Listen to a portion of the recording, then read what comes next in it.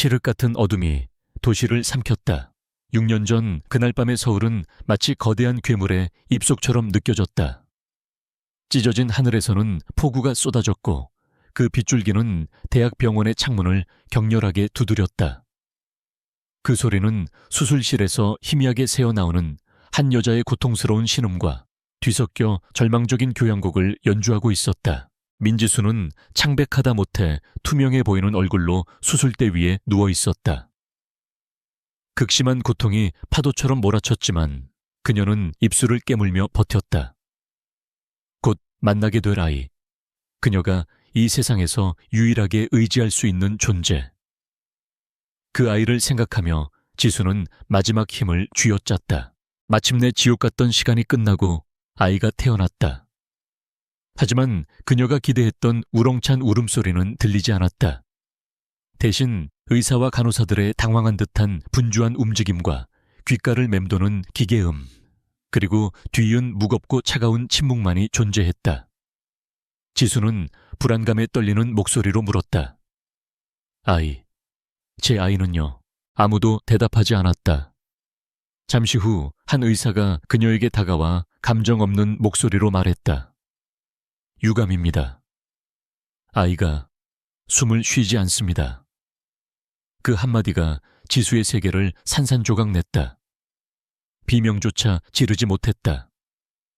그녀의 눈에서 뜨거운 눈물이 빗물처럼 흘러내렸다. 6년 전 그 비 내리는 밤 민지수는 그녀의 모든 것을 잃었다. 그리고 6년이 흘렀다. 인천국제공항 입국장. 정적을 깨는 또각거리는 스틸레토 힐 소리가 유난히 선명하게 울려 퍼졌다. 완벽하게 재단된 검은색 슈트 외 단 한 올의 흐트러짐도 없는 올림머리를 한 여자가 걸어 나왔다. 그녀의 얼굴은 화장기 없이 창백했지만 그 어떤 감정도 읽을 수 없었다. 그녀의 이름은 이제 민지수가 아니었다. 일레인 민. 지난 6년간 뉴욕과 런던에서 기업의 가장 어두운 비밀과 치명적인 위기를 해결하며 명성을 쌓아 올린 최고의 위기관리 전문가. 사람들은 그녀를 크라이시스 클리너라고 불렀다. 그녀의 손을 거치면 불가능해 보였던 문제들도 흔적 없이 정리되었다. 일레인의 얼음장처럼 차가운 눈빛은 주변을 빠르게 훑었지만 그 무엇도 그녀의 내면에 닿지 못하는 듯 했다. 6년 전 그 밤 아이와 함께 민지수라는 존재도 병원 침대 위에 죽어버렸다. 지금 이곳 서울에 돌아온 것은 오직 자신의 일에 미친 듯이 매달려 스스로를 단련시킨 일레인 뿐이었다.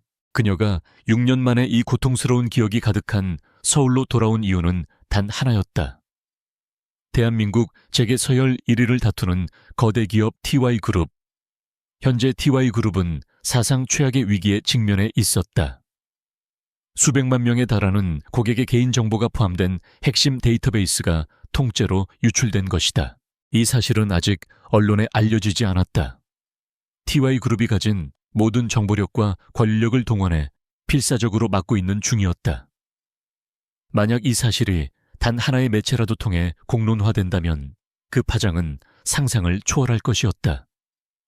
주가 폭락은 물론이고 그룹의 존립 자체가 위태로워질 수 있는 중대한 사안이었다. 일레인은 바로 이 거대한 시한폭탄을 해체하기 위해 TY그룹의 막대한 보수를 받고 긴급 투입되었다. 그녀는 감정을 배제하고 오직 데이터와 논리 그리고 전략으로만 움직였다. 그것이 그녀가 지난 6년간 살아남기 위해 스스로에게 채운 족쇄이자 그녀를 지금의 자리에 있게 한 가장 강력한 무기였다. 공항을 빠져나온 일레인이 미리 대기하고 있던 검은색 세단에 올라탔다. 조수석에 앉아있던 그녀의 비서가 곧바로 태블릿 PC를 건넸다. 대표님, TY그룹으로부터 방금 전송받은 예비 보고서입니다. 상황이 저희가 뉴욕에서 예상했던 것보다 훨씬 심각합니다. 비서의 목소리에는 긴장이 역력했다. 일레인은 말없이 태블릿을 받아 들었다. 그녀의 빠른 눈동자가 복잡한 데이터와 암호화된 보고서 내용을 훑어내리기 시작했다. 차는 부드럽게 공항을 빠져나와 한강을 가로지르는 다리 위로 진입했다. 6년 만에 마주하는 서울의 풍경. 너무나도 익숙해서 고통스러운 풍경이었다. 그녀는 애써 창밖으로 시선을 돌리지 않았다. 하지만 눈은 데이터를 향해 있으면서도 그녀의 모든 감각은 6년 전의 기억을 향해 열리고 있었다. 저 다리 어딘가, 저 빌딩 숲 어딘가에 그녀의 과거가 묻혀 있었다. 그녀가 도망치듯 떠나야만 했던 이유가 그곳에 있었다. 그때였다. 맑았던 하늘이 갑자기 어두워지더니 차창 위로 빗방울이 하나둘 떨어지기 시작했다. 예보에 없던 비였다. 일레인은 자기도 모르게 태블릿을 든 손에 힘을 주었다. 손마디가 하얗게 변할 정도였다. 또 비가 내린다. 6년 전 그날 밤처럼 심장이 얼음물에 담긴 듯 차갑게 식어가는 감각이 온몸으로 퍼져나갔다.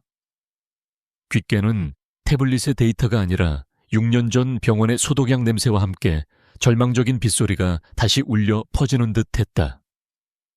그녀는 숨을 깊게 들이마시며 눈을 감았다 떴다. 감상은 사치다. 잃어버린 예비 어린아이. 아니, 의사로부터 죽었다고 통보받았던 아이. 그 작은 얼굴조차 제대로 보지 못했다. 그날 이후 그녀의 삶은 멈췄고 그녀의 시간은 얼어붙었다. 그녀는 복수를 위해 돌아온 것이 아니었다. 그녀는 그저 일을 하기 위해 이 지긋지긋한 도시로 돌아왔을 뿐이다. 하지만 심장 깊은 곳에서부터 차오르는 이 거대한 공허함과 분노는 무엇이란 말인가? 일레인은 다시 한번 고개를 흔들며 오직 눈앞의 보고서에만 집중하려 애썼다. 그녀가 상대해야 할 것은 그녀의 과거가 아니라 TY그룹이라는 거대한 제국의 현재 위기였다. 차는 어느새 여의도에 우뚝 솟은 TI타워 앞에 멈춰섰다. 하늘을 찌를 듯이 솟아오른 거대한 유리와 강철의 성. 대한민국의 부와 권력 그리고 오만함을 상징하는 건물이었다. 일레인은 차에서 내려 건물을 올려다보았다. 그녀의 차가운 눈빛이 순간 날카롭게 빛났다. 그녀가 로비로 들어서자 미리 연락을 받은 TY그룹의 보안팀이 긴급히 다가와 그녀를 VIP 전용 엘리베이터로 안내했다. 거대한 로비의 공기마저 무겁게 가라앉아 있었다. 제국의 심장부가 흔들리고 있다는 증거였다.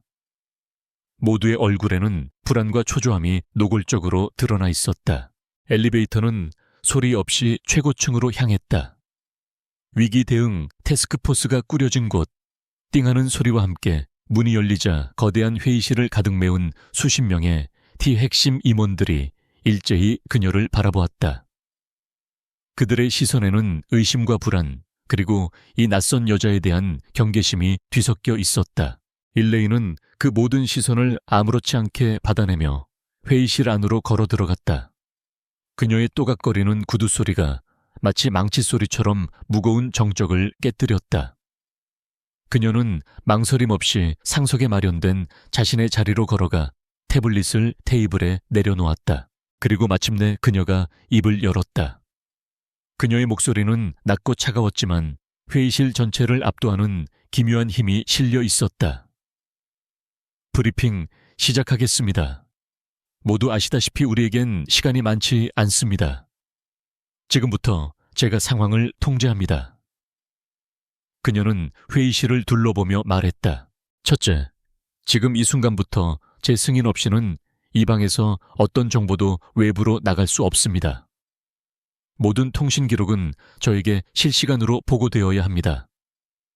임원들 사이에서 작게 웅성거리는 소리가 들렸지만 일레인의 얼음 같은 시선에 곧바로 사그라들었다. 그녀는 자신의 태블릿을 거대한 스크린에 미러링했다. 복잡한 코드와 데이터 흐름도 그리고 유출 경로를 역추적한 그래프가 화면을 가득 메웠다.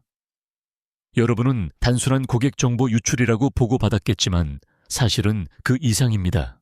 일레인의 손가락이 화면의 특정 부분을 확대했다. 유출된 데이터에는 TY과의 차세대 반도체 기술 로드맵과 해외 법인을 통한 비자금 흐름으로 의심되는 자료까지 포함되어 있습니다. 회의실의 공기가 그 순간 완전히 얼어붙었다. 비자금이라는 단어에 몇몇 임원들의 얼굴이 새하얗게 질렸다. 이건 단순한 해킹이 아닙니다. 내부에 공모자가 있거나 혹은 TYI의 가장 깊은 곳을 아는 자의 소행입니다. 일레인은 그들을 차례로 훑어보았다.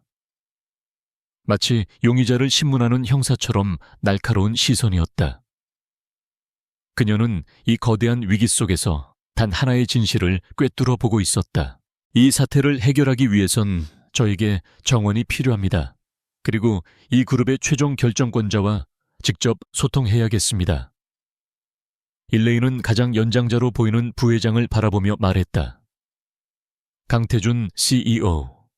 그는 어디에 있습니까? 지금 당장 그를 이 자리로 부르십시오. 그녀의 목소리에는 한치의 망설임도 감정의 동요도 없었다. 하지만 강태준이라는 이름을 내뱉는 순간 그녀의 심장이 아주 미세하게 차갑게 조여드는 것을 그녀 자신만이 알고 있었다. 6년 전 그녀의 모든 것을 앗아간 그 남자의 이름. 그녀가 낳은 아이의 아버지. 일레인 민의 선언은 회의실의 공기를 얼음장처럼 차갑게 만들었다. 강태준 CEO를 부르십시오. 그 말은 단순한 요청이 아니었다. 그것은 이 위기 상황의 통제권이 자신에게 있음을 확인시키는 명백한 명령이었다. 임원들은 당혹감에 휩싸였다. 감히 TY그룹의 절대자인 강태준을 호출하라는 이 낯선 여자의 오만함에 분노해야 할지 아니면 그녀의 카리스마에 압도당해야 할지 판단이 서지 않았다. 부회장이 망설이며 입을 열었다. 일레인 대표, CEO께서는 지금 다른... 일레인은 그의 말을 차갑게 끊었다. 지금 TY그룹이 불타는 배라면 강태준 CEO는 그 배의 선장입니다. 선장이 화재 현장에 나타나지 않겠다면 저는 이 배에서 내리겠습니다. 그리고 그 결과는 여러분이 감당하십시오. 그녀는 정말로 태블릿을 가방에 넣으려는 신용을 했다. 그것은 계산된 행동이었다. 그리고 정확하게 먹혀들었다. 아니... 부회장은 식은땀을 닦으며 황급히 비서실에 전화를 걸었다. 그의 목소리는 거의 애원에 가까웠다. 회장님, 지금 즉시 최고층 위기 대응실로 와주셔야겠습니다. 예, 일레인 민 대표가 그렇게 요청하고 있습니다. 그는 감히 명령이라는 단어는 쓰지 못했다. 회의실에는 숨막히는 정적이 흘렀다. 모두가 문이 열리기만을 기다렸다. 일레인은 그 시간 동안에도 멈추지 않았다. 그녀는 스크린에 새로운 데이터를 띄웠다. CEO께서 오시는 동안 2차 피해 상황을 공유하죠. 유출은 아직 멈추지 않았습니다. 해커는 지금 이 순간에도 여러분의 방화벽을 농락하고 있습니다. 그녀의 손가락이 가리킨 곳에서 실시간으로 데이터가 빠져나가는 로그가 붉게 빛나고 있었다. 그로부터 정확히 5분 후 회의실의 육중한 문이 양쪽으로 열렸다. 모든 임원들이 약속이나 한 듯 자리에서 일어났다. 일레인만이 유일하게 자리에 앉아 스크린을 응시하고 있었다. 복도에서부터 느껴지던 냉기 어린 압박감이 회의실 안을 가득 채웠다. 강태준이 들어섰다. 그는 6년 전이나 지금이나 변함이 없었다. 아니, 오히려 더 날카롭고 위험해져 있었다. 최고급 원단으로 맞춘 다크 네이비 슈트는 그의 넓은 어깨와 완벽한 비율을 빈틈없이 감쌌다. 그의 얼굴은 마치 대리석으로 조각한 듯 차갑고 감정이 없었으며 그가 내뿜는 아우라는 주변의 공기마저 얼려버릴 듯했다. 그는 방 안의 그 누구에게도 시선을 주지 않았다. 그의 시선은 오직 감히 자신을 호출한 유일한 인물, 일레인 민에게로 향했다. 일레인은 그제야 자리에서 천천히 일어났다. 그리고 그와 정면으로 마주 섰다. 6년 만의 재회. 그녀의 심장을 찢어 발기고 그녀의 아이를 앗아간 남자. 그녀의 모든 불행의 근원. 일레인의 심장이 강철 집게의 쥐어짜인 듯 아팠지만 그녀의 표정에는 미동조차 없었다. 그녀의 눈은 6년 전 사랑과 절망에 젖어 있던 민지수의 눈이 아니었다. 그것은 적의 심장을 꿰뚫어보는 위기관리 전문가 일레인 민의 눈이었다. 강태준은 그녀를 위아래로 훑어보았다. 그의 눈빛에는 호기심조차 없었다. 오직 짜증과 오만함만이 가득했다. 당신이 일레인 민인가? 그의 목소리는 낮고 차가웠다. 일레인은 고개를 끄덕이는 것으로 대답을 대신했다. 시간이 없으니 본론부터 말하지. 강태준이 상석을 향해 걸어가며 말했다. 그 자리는 원래 일레인이 앉아있던 자리였다. 이 사태 어떻게 해결할 거지? 뉴욕에서 떠벌리던 당신의 명성만큼인지 한번 보자고. 그는 자연스럽게 그녀의 자리를 빼앗아 앉으며 말했다. 다른 임원이라면 그 위압감에 눌려 아무 말도 못했겠지만 일레인은 아니었다. 그녀는 태연하게 자신의 태블릿을 들고 그의 옆자리 정확히는 그와 동등한 위치에 섰다. 제가 해결할 수 있느냐가 문제가 아닙니다, 강태준 CEO. 문제는 당신이 이 사태를 해결할 의지가 있느냐입니다. 강태준의 미간이 살짝 찌푸려졌다. 감히 자신의 의지를 의심하는 사람은 없었다. 무슨 뜻이지? 일레인은 스크린을 가리켰다. 이 유출은 단순한 해킹이 아닙니다. 최소 6개월 이상 준비된 내부 소행입니다. 그리고 유출된 데이터의 핵심은 바로 CEO님의 개인 비서실 서버에서 시작되었습니다. 순간 강태준의 눈빛이 칼처럼 날카로워졌다. 회의실의 온도가 몇 도는 더 내려간 듯했다. 증거는 지금 스크린에 보시는 것이 증거입니다. 당신의 비서실에서 사용된 최고 관리자 권한이 3일 전 새벽 2시 17분에 해커에게 탈취되었습니다. 하지만 시스템 로그에는 정상적인 접근으로 기록되어 있죠. 이건 명백한 내부 조작입니다. 일레인은 강태준을 똑바로 바라보며 말을 이었다. 이 사태를 해결하는 첫 번째 단계는 CEO님의 집안 단속입니다. 지금 당장 당신의 비서실을 포함한 핵심 인력 전원의 시스템 접근 권한을 차단하고 저에게 그들의 모든 로그 기록을 넘기십시오. 강태준은 그녀를 노려보았다. 이 여자가 지금 자신에게 명령을 하고 있었다. 자신의 신복들을 잠재적 범죄자로 취급하라고. 당신을 뭘 믿고 내 사람들을 내치지. 그의 목소리에 노골적인 불쾌감이 담겼다. 저를 믿으라는 게 아닙니다. 이 데이터를 믿으십시오. 일레인은 한치의 물러섬도 없었다. CEO께서 지금 망설이시는 이 1분 1초마다 TY의 기밀이 전 세계로 퍼져나가고 있습니다. 아니면 이 유출을 덮고 싶은 다른 이유라도 있으신 겁니까? 그것은 위험한 도발이었다.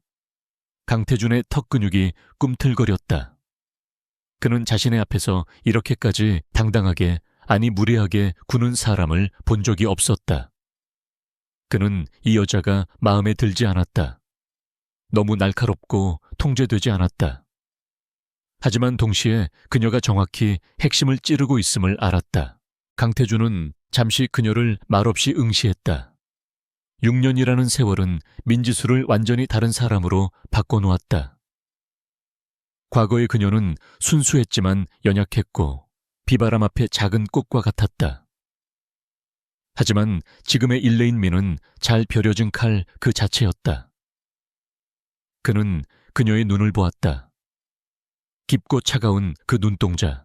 아주 찰나의 순간 강태준은 그 눈빛이 어딘가 익숙하다고 생각했다. 하지만 곧 그 생각을 지워버렸다. 말도 안 되는 소리. 그가 기억하는 민지수는 이런 눈을 가지고 있지 않았다. 그녀는 이미 오래전에 그의 인생에서 그리고 아마도 이 세상에서 사라진 존재였다. 그는 그녀를 그렇게 기억하고 있었다. 조하. 강태준이 마침내 입을 열었다. 원하는 대로 하지. 하지만 결과가 내 기대에 미치지 못한다면 당신은 뉴욕으로 돌아갈 비행기 값을 걱정해야 할 거야. 그것이 그의 승인이었다. 그는 비서실장에게 전화를 걸어 일레인의 요구사항을 전달했다. 그의 목소리는 얼음처럼 차가웠다. 회의는 그 후로도 몇 시간이나 더 이어졌다. 일레인은 TYB의 보안팀을 완전히 장악했고 강태준은 그런 그녀의 일처리를 말없이 지켜보았다. 그는 오만했지만 유능한 인재를 알아보는 눈은 있었다. 일레인 민은 그가 만나본 그 어떤 전문가보다도 빠르고 정확했다. 자정이 훨씬 넘은 시간. 강태준은 지친 몸을 이끌고 펜트하우스로 돌아왔다. 거대하고 화려하지만 온기라고는 전혀 느껴지지 않는 공간이었다. 거실에는 그의 어머니 TY그룹의 상광이자 실질적인 권력자인 한 여사가 그를 기다리고 있었다. 일은 처리되었느냐? 한 여사의 목소리는 부드러웠지만 그 안에는 강철 같은 의지가 담겨 있었다. 전문가를 고용했습니다. 일레인 민이라고. 뉴욕에서 왔습니다. 태준이 넥타이를 풀며 대답했다. 여자라. 한 여사가 흥미롭다는 듯 찻잔을 들었다. 믿을 만한가? 적어도 유능해 보입니다. 하지만 통제하기는 쉽지 않겠군요. 태준의 말에 한 여사가 가볍게 웃었다. 유능하면 되었다. 통제는 내가 하면 되는 것이니. 그보다 하준이는 보고 왔느냐. 태준은 순간 동작을 멈췄다. 아직요. 내 아들이다 태준아. TYI의 유일한 후계자지. 한 여사의 목소리가 싸늘해졌다. 네가 일에 미쳐 사는 것은 좋다만 후계자 교육은 소홀히 하지 말거라. 6년 전에 내가 어떻게 그 아이를 내 곁에 두었는지 잊지 마. 그 말은 아들에 대한 걱정이 아닌 명백한 경고였다. 태준은 대답 없이 자신의 방으로 향했다. 그리고 방을 지나쳐 복도 끝에 있는 또 다른 방으로 향했다. 문을 열자 넓은 방 한가운데에 놓인 작은 침대에서 6살 난 남자아이가 자고 있었다. 강하준, 그의 아들. 6년 전 그가 존재조차 몰랐던, 그러나 지금은 그의 유일한 상속자가 된 아이. 태준은 침대에서 조금 떨어진 곳에서 아들을 내려다보았다. 아이는 깊이 잠들어 있었다. 자신과는 전혀 닮지 않은 오히려. 태준은 고개를 저었다. 그는 아이에게 어떤 애정의 표현도 하지 않았다. 그에게 아들은 사랑의 대상이 아니라 지켜야 할 의무이자 TY그룹의 미래일 뿐이었다. 그는 아이의 얼굴을 보면서 오늘 만났던 일레인 민을 떠올렸다. 왜 하필 지금 그 여자의 차가운 눈빛이 떠오르는 것인지 스스로도 알 수 없었다. 그는 복잡한 심경으로 방을 나왔다. 강태준은 몰랐다. 그가 지금 당연하게 여기는 자신의 유일한 아들이 사실은 넷 중 하나일 뿐이라는 것을. 그리고 그 진실을 쥔 여자가 지금 그의 심장부로 걸어 들어왔다는 것을. 그날 이후 2주가 흘렀다. 일레인 민은 TY그룹의 심장부 30층 위기 대응실에서 거의 살다시피 했다. 피했다. 그녀가 이끄는 팀은 해커의 흔적을 끈질기게 추적했고 동시에 내부 공모자로 의심되는 인물들의 범위를 좁혀가고 있었다. 강태준 CEO와는 매일 아침 8시 단 15분간의 브리핑 외에는 마주칠 일이 없었다. 그들의 관계는 얼음과 강철의 충돌과도 같았다. 강태준은 그녀의 능력을 인정하면서도 그녀의 통제 불가능한 날카로움을 경계했다. 일레인은 그를 클라이언트로만 대했다. 6년 전의 감정은 잿더미가 되어 흩어진 지 오래였다. 적어도 그녀는 그렇게 믿으려 애썼다. 그러던 어느 날 TY그룹의 연례 최대 행사인 T패밀리 자선 갈라가 다가왔다. 그룹의 이미지를 제고하고 사회적 책임을 다한다는 명목으로 열리는 행사였지만 실상은 한 여사를 비롯한 최고 경영진이 자신들의 영향력을 과시하는 사교의 장이었다. 올해의 테마는 미래 세대와의 약속이었다. 그 때문에 모든 핵심 임원 및 고위급 파트너들은 의무적으로 가족을 동반해야 한다는 공지가 내려왔다. 일레인 역시 TY의 위기를 책임지는 최고 파트너 자격으로 초청장을 받았다. 물론 가족 동반 조항이 붉은색 글씨로 강조되어 있었다. 일레인은 즉시 초청장을 쓰레기통에 버릴 생각이었다. 하지만 그녀의 비서가 조심스럽게 말했다. 대표님, 한 여사님 비서실에서 직접 대표님의 참석 여부를 확인하라는 지시가 3번이나 있었습니다. 불참하신다면 좋지 않은 의심을 살 수도 있습니다. 한 여사, 강태준의 어머니이자 티아 아이의 보이지 않는 손. 일레인은 그제야 이것이 단순한 행사가 아님을 직감했다. 자신을 시험하고 동시에 길들이려는 한 여사의 의도가 숨어 있었다. 그녀는 짧게 답했다. 참석하겠다고 해. 하지만 나 혼자 가겠다고. 그녀는 자신의 아이들을 그 위험한 맹수들의 소굴로 데려갈 생각이 추호도 없었다. 행사 당일 아침. 일레인은 만약의 사태에 대비해 지난 6년간 아이들을 돌봐준 유일한 사람. 한국계 미국인인 수잔에게 아이들을 맡길 준비를 하고 있었다. 하지만 그녀가 집을 나서려던 순간 수잔에게서 울먹이는 전화가 걸려왔다. 본가에 계신 아버지가 위독하다는 것이었다. 일레인은 수잔을 다그칠 수 없었다. 그녀는 즉시 수잔을 공항으로 보내주었다. 하지만 문제는 당장 오늘 밤이었다. 그녀가 서울에서 믿고 아이들을 맡길 수 있는 사람은 수잔 외에는 아무도 없었다. 그녀가 관리하는 보안업체 직원들은 이런 일을 할 수 없었고, 그녀는 자신의 가장 소중한 존재들을 낯선 이에게 맡길 수 없었다. 결국 선택의 여지가 없었다. 그녀는 오늘 밤 자신의 세 아이들을 그 화려한 지옥으로 데려가야만 했다. 그녀는 아이들을 방으로 불렀다. 6살이 된 서준, 예준, 그리고 하은. 세 아이는 어미의 심각한 표정을 보고 장난을 멈췄다. 오늘 밤 엄마랑 같이 아주 중요한 파티에 가야 해. 일레인은 무릎을 꿇고 아이들과 눈을 맞췄다. 하지만 조건이 있어. 그곳에는 아주 무서운 호랑이들이 많아. 그러니까 절대로 엄마 곁에서 떨어지면 안 돼.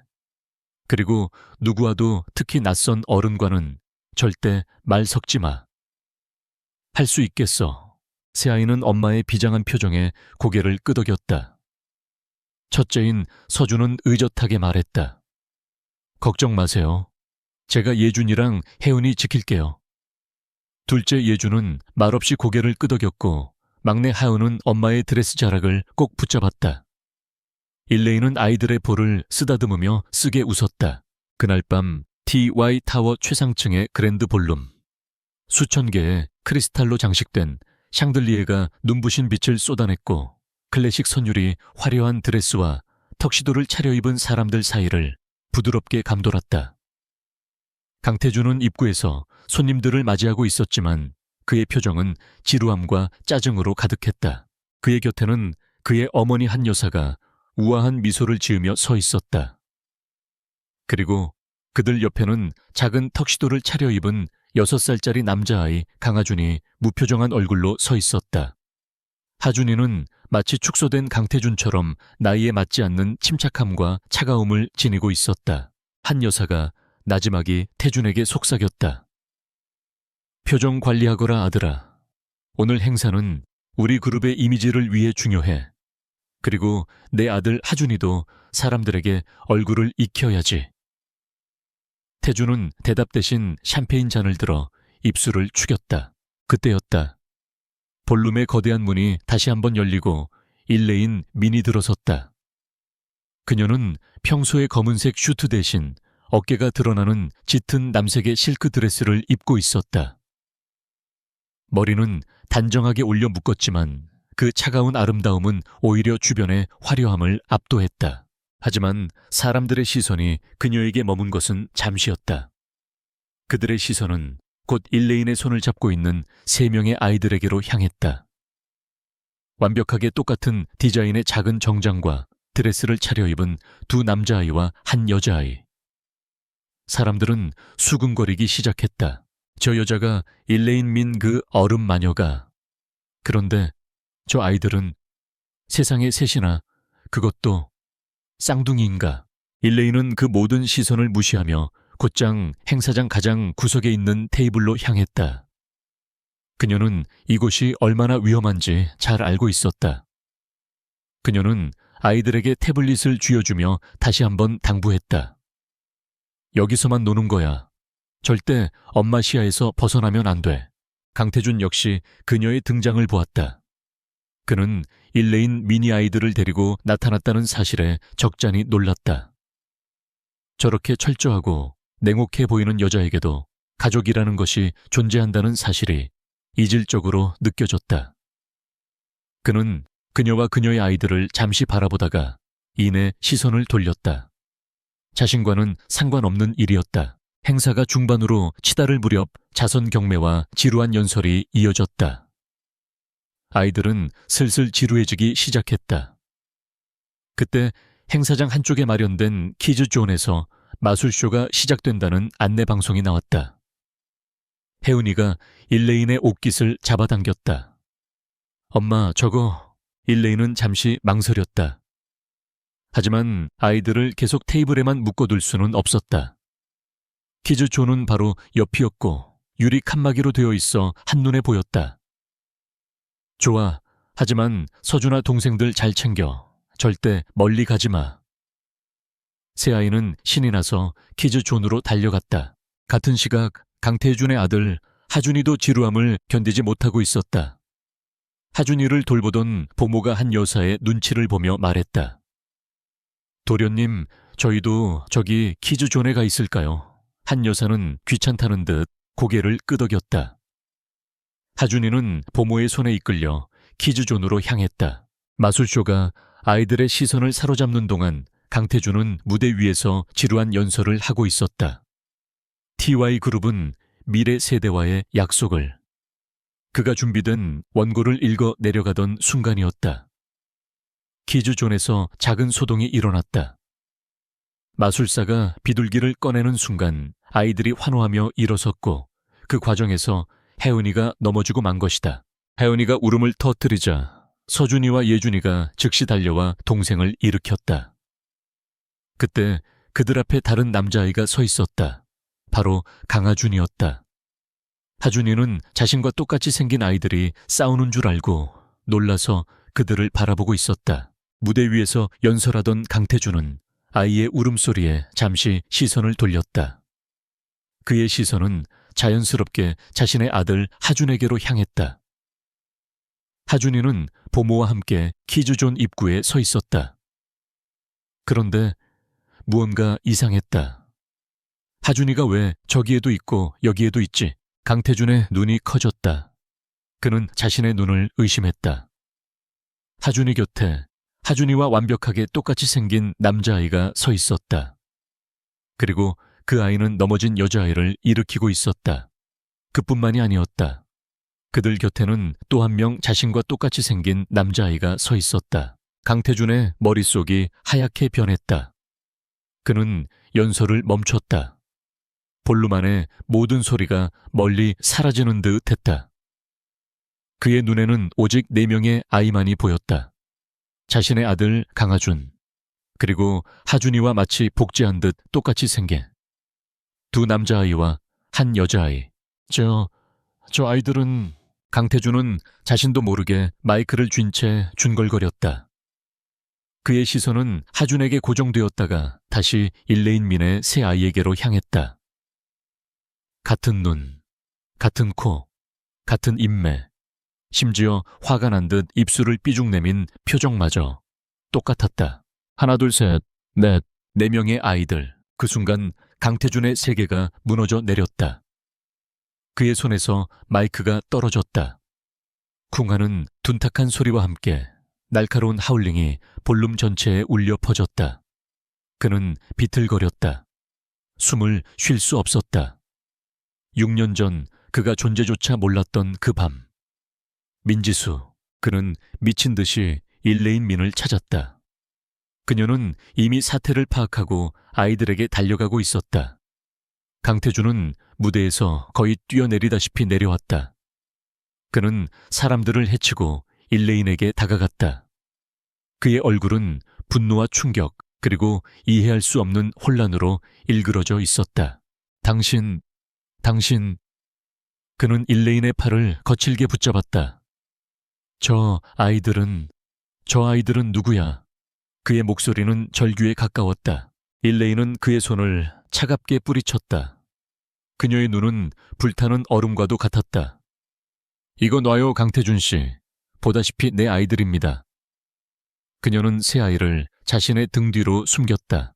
내 아이들 거짓말. 태준이 소리쳤다. 그는 자신의 아들 하준을 가리켰다. 그리고 다시 새 아이를 가리켰다. 그럼 저 아이는 내 아들은 어떻게 설명할 거지? 어떻게 내 아이들이 내 아들과 똑같이 생길 수 있단 말인가? 그의 외침에 볼루만의 모든 시선이 그들에게 그리고 4명의 아이들에게로 향했다. 저 멀리 한 여사의 찻잔을 든 손이 격렬하게 떨리고 있었다. 볼룸의 공기는 강태준의 절규와 함께 산산조각 났다. 음악이 멎고 수백 명의 시선이 얼어붙은 시간 속에 박제된 듯 그와 일레인 그리고 4명의 아이들에게 고정되었다. 아이들은 어른들의 격렬한 감정의 폭풍에 놀라 울음을 터뜨리거나 겁에 질린 채 일레인의 드레스 자락 뒤로 숨어들었다. 강하준 역시 자신과 똑같이 생긴 아이들과 그들을 향해 소리치는 아버지를 번갈아 보며 혼란스러운 표정을 지었다. 어떻게 강태준은 이성을 잃은 듯 일레인에게 한 걸음 더 다가서려 했다. 그의 눈은 충격과 분노 그리고 배신감으로 붉게 충혈되어 있었다. 그가 기억하는 민지수는 이런 모습이 아니었다. 하지만 저 아이들은 명백한 증거였다. 그때 이 모든 소란을 차갑게 꿰뚫는 목소리가 들렸다. 모두 그만하지 못하겠느냐. 한 여사였다. 그녀는 언제 그랬냐는 듯 우아한 미소를 되찾았지만 그 눈빛은 시베리아의 동토보다 차가웠다. 그녀는 경호원들에게 눈짓했고 그들은 즉시 태준과 일레인 사이를 가로막았다. 태준아, 네가 지금 무슨 추태냐? 술에 취했으면 방으로 올라가거라. 그녀의 목소리는 낮았지만 거역할 수 없는 위험이 서려 있었다. 그녀는 일레인을 향해 시선을 돌렸다. 그 시선은 방금 전 태준이 마주했던 혼란스러운 눈빛과는 달랐다.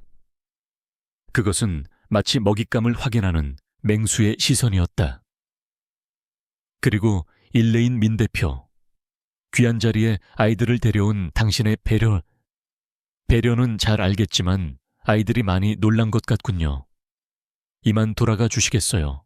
그녀는 배려라는 단어에 독을 실어 말했다. 이것은 명백한 경고이자 축가행령이었다. 일레인은 한 여사와 시선을 마주쳤다. 두 여자의 시선이 허공에서 부딪혔다.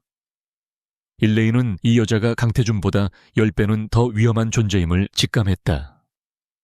그녀는 아무 말 없이 겁에 질린 새 아이를 품에 안았다. 서준아, 예준아, 하연아, 괜찮아. 엄마 여기 있어. 일레인은 더 이상 이 지옥 같은 곳에 머무를 이유가 없었다. 그녀는 강태준을 그리고 그 뒤에 서 있는 한 여사를 차갑게 한번 훑어본 뒤 경호원들의 벽을 뚫고 아이들을 데리고 볼룸을 빠져나갔다. 그녀의 등 뒤로 수백 개의 의심과 호기심 어린 시선이 그리고 강태준의 무너진 듯한 시선이 따라붙었다. 볼룸을 빠져나온 일레인은 아이들을 안고 비상계단을 향해 뛰었다. 엘리베이터를 기다릴 시간이 없었다. 아이들은 그제야 참았던 울음을 터뜨렸다. 엄마 무서워. 아까 그 아저씨. 일레인은 아이들을 꽉 껴안으며 속삭였다. 괜찮아. 다 괜찮아. 엄마가 지켜줄게. 아무 일도 없을 거야. 하지만 그녀 자신의 심장도 격렬하게 뛰고 있었다. 비밀이 드러났다. 아니, 비밀의 꼬리가 잡혔다. 그녀는 지난 6년간 완벽하다고 믿었던 자신의 방어막이 한순간에 무너져 내렸음을 깨달았다. 강태준은 충격에 빠졌지만 그는 곧 이성을 되찾고 자신을 파헤치려 들 것이다. 그리고 더 무서운 것은 한 여사의 그 차가운 눈빛이었다. 집으로 돌아온 일레인은 아이들을 재우자마자 비상체제에 돌입했다. 그녀는 자신이 뉴욕에서부터 함께 일해온 보안 전문가에게 전화를 걸었다. 존, 코드 레드다. 서울에서의 내 모든 신원, 특히 아이들의 신상 정보를 최상위 레벨로 잠가. 지금 당장. 그녀는 자신의 안전 가옥과 비상 탈출 루트를 점검했다. 하지만 그녀는 도망칠 생각이 없었다. 도망치는 순간 그녀는 6년 전의 민지수처럼 모든 것을 잃게 될 것이었다. 한편 그랜드 볼룸.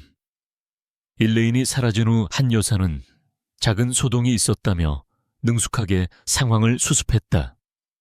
하지만 강태준은 이미 넋이 나간 상태였다. 그는 비틀거리며 자신의 펜트하우스로 올라왔다. 그리고 문을 닫자마자 거칠게 테이블 위에 모든 것을 쓸어버렸다. 유리잔이 박살나고 값비싼 장식품들이 바닥에 나뒹굴었다. 말도 안 돼. 말도 안 돼. 그는 머리를 감싸 쥐었다.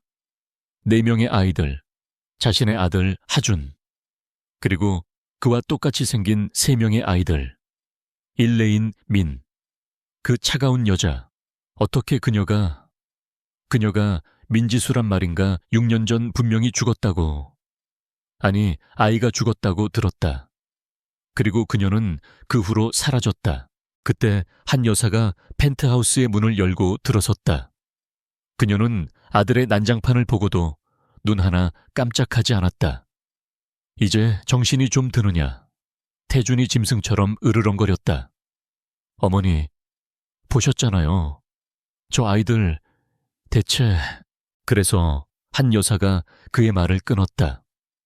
그래서 네가 그룹의 CEO라는 놈이 수백 명의 눈앞에서 그렇게 이성을 잃어야 했느냐. 그 여자가 네 아들을 닮은 아이들을 데리고 나타났다고 해서 세상에 닮은 사람이 얼마나 많은데. 닮은 정도가 아니었습니다. 태준이 소리쳤다. 그건 내 아들이었습니다. 아니, 내 아들들이었습니다. 그는 스스로 내뱉은 말에 다시 한번 충격을 받았다. 한 여사의 눈이 순간 가늘어졌다. 네가 지금 무슨 말을 하는지 알고 있느냐? 네 아들은 하준이 단 하나뿐이다. 아니, 뭔가 잘못됐어. 6년 전 그날 밤 대체 무슨 일이 있었던 거죠? 태준이 어머니를 노려보았다. 어머니는 분명히 아이가 하나였고 산모는... 그는 차마 말을 잇지 못했다. 한 여사는 태준의 시선을 피하지 않았다. 그때 너는 미국에 있었다.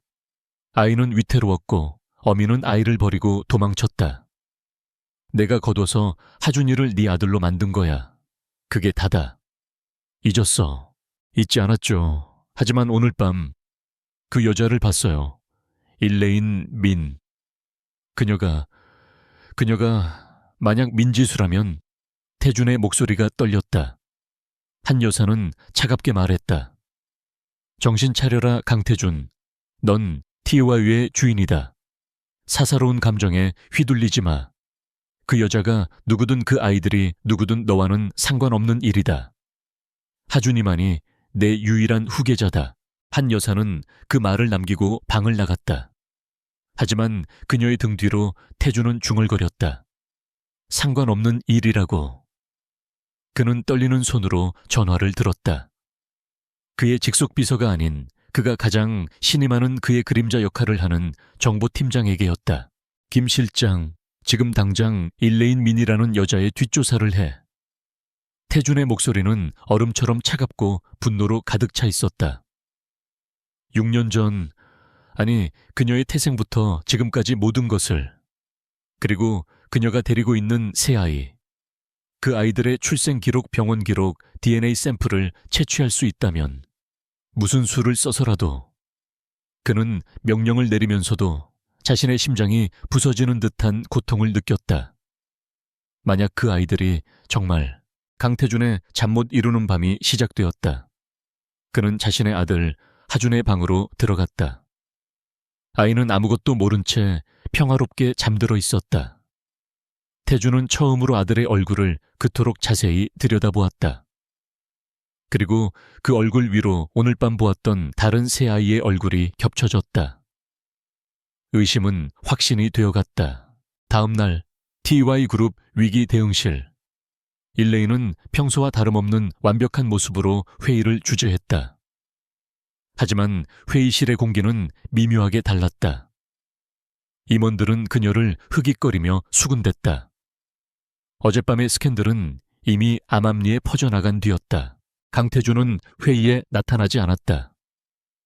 그의 비서는 중요한 외부 미팅이라고 둘러댔지만 일레인은 알았다. 강태준이 움직이기 시작했다는 것을. 그는 지금 회사의 위기 따위는 안중에도 없었다. 그의 모든 신경은 자신과 아이들에게 향해 있었다. 일레인은 태연하게 업무를 지시했다. 데이터 유출 경로의 최종 IP를 확보했습니다. 지금부터 역추적에 들어갑니다. 그리고 내부 공모자로 의심되는 3명의 임원, 그들의 모든 금융거래 내역을 확보해야 합니다. 그녀는 여전히 이 위기의 통제관이었다. 하지만 그녀 역시 물밑에서는 바쁘게 움직이고 있었다. 그녀는 자신의 팀에게 TA그룹의 6년 전 의료복지재단 관련 기록을 조사하라고 지시했다. 특히 한 여사가 이사장으로 있던 강남의 한 VIP 병원, 자신이 아이를 낳았던 바로 그 병원이었다. 한편 한 여사 역시 자신의 은밀한 집무실에서 보고를 받고 있었다. 찾아냈습니다, 회장님. 일레인 그녀의 6년 전 이름은 민지수였습니다.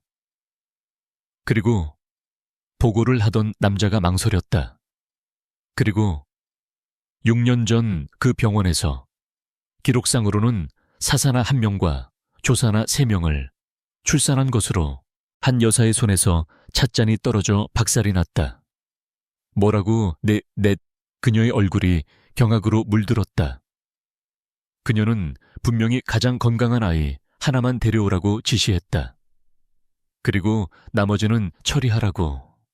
하지만 셋이 살아남았다고. 그 의사놈이 감히 나를 속여. 한 여사의 목소리가 살기로 가득 찼다. 그녀는 6년 전 자신의 후계자 계획을 위해 완벽한 연극을 꾸몄다고 생각했다. 하지만 그 연극에 거대한 구멍이 뚫려 있었다.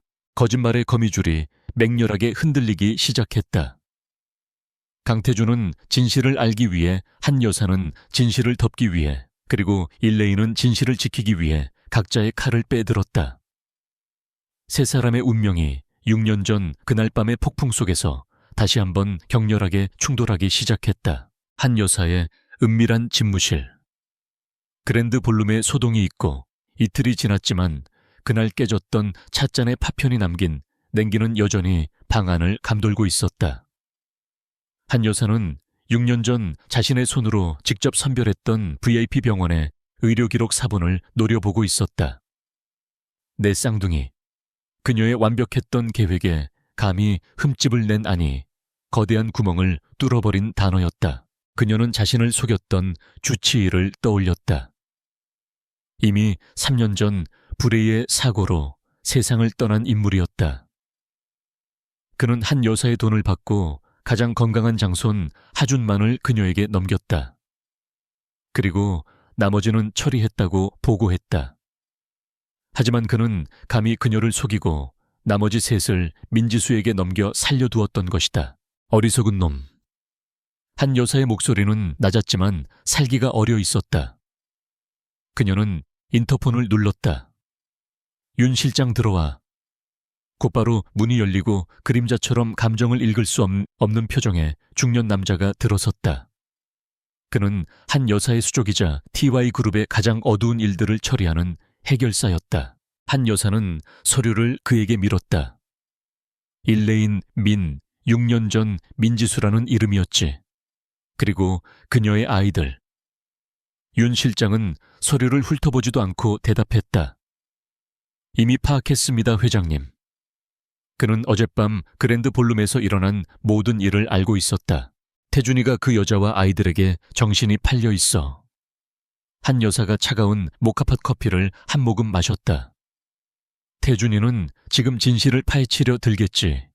하지만 그건 내 아들의 역할이 아니야. 그녀는 찻잔을 내려놓으며 윤 실장을 바라보았다. 그 눈빛은 모든 것을 지시하고 있었다. 민지수, 아니 일레인 민은 너무 많은 것을 알고 너무 많은 것을 가졌어.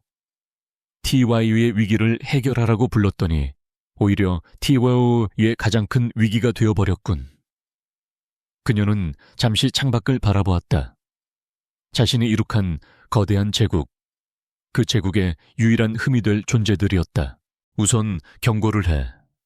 그 여자가 얼마나 똑똑한지 모르겠지만 어미는 새끼가 위험하면 이성을 잃는 법이지. 한 여사의 목소리는 잔인할 정도로 평온했다. 그 여자와 아이들이 서울을 아니 이 나라를 떠나도록 만들어. 만약 그 경고를 무시한다면 그녀는 말을 멈췄다. 윤 실장이 대신 말을 이었다. 그땐 사고로 처리하겠습니다.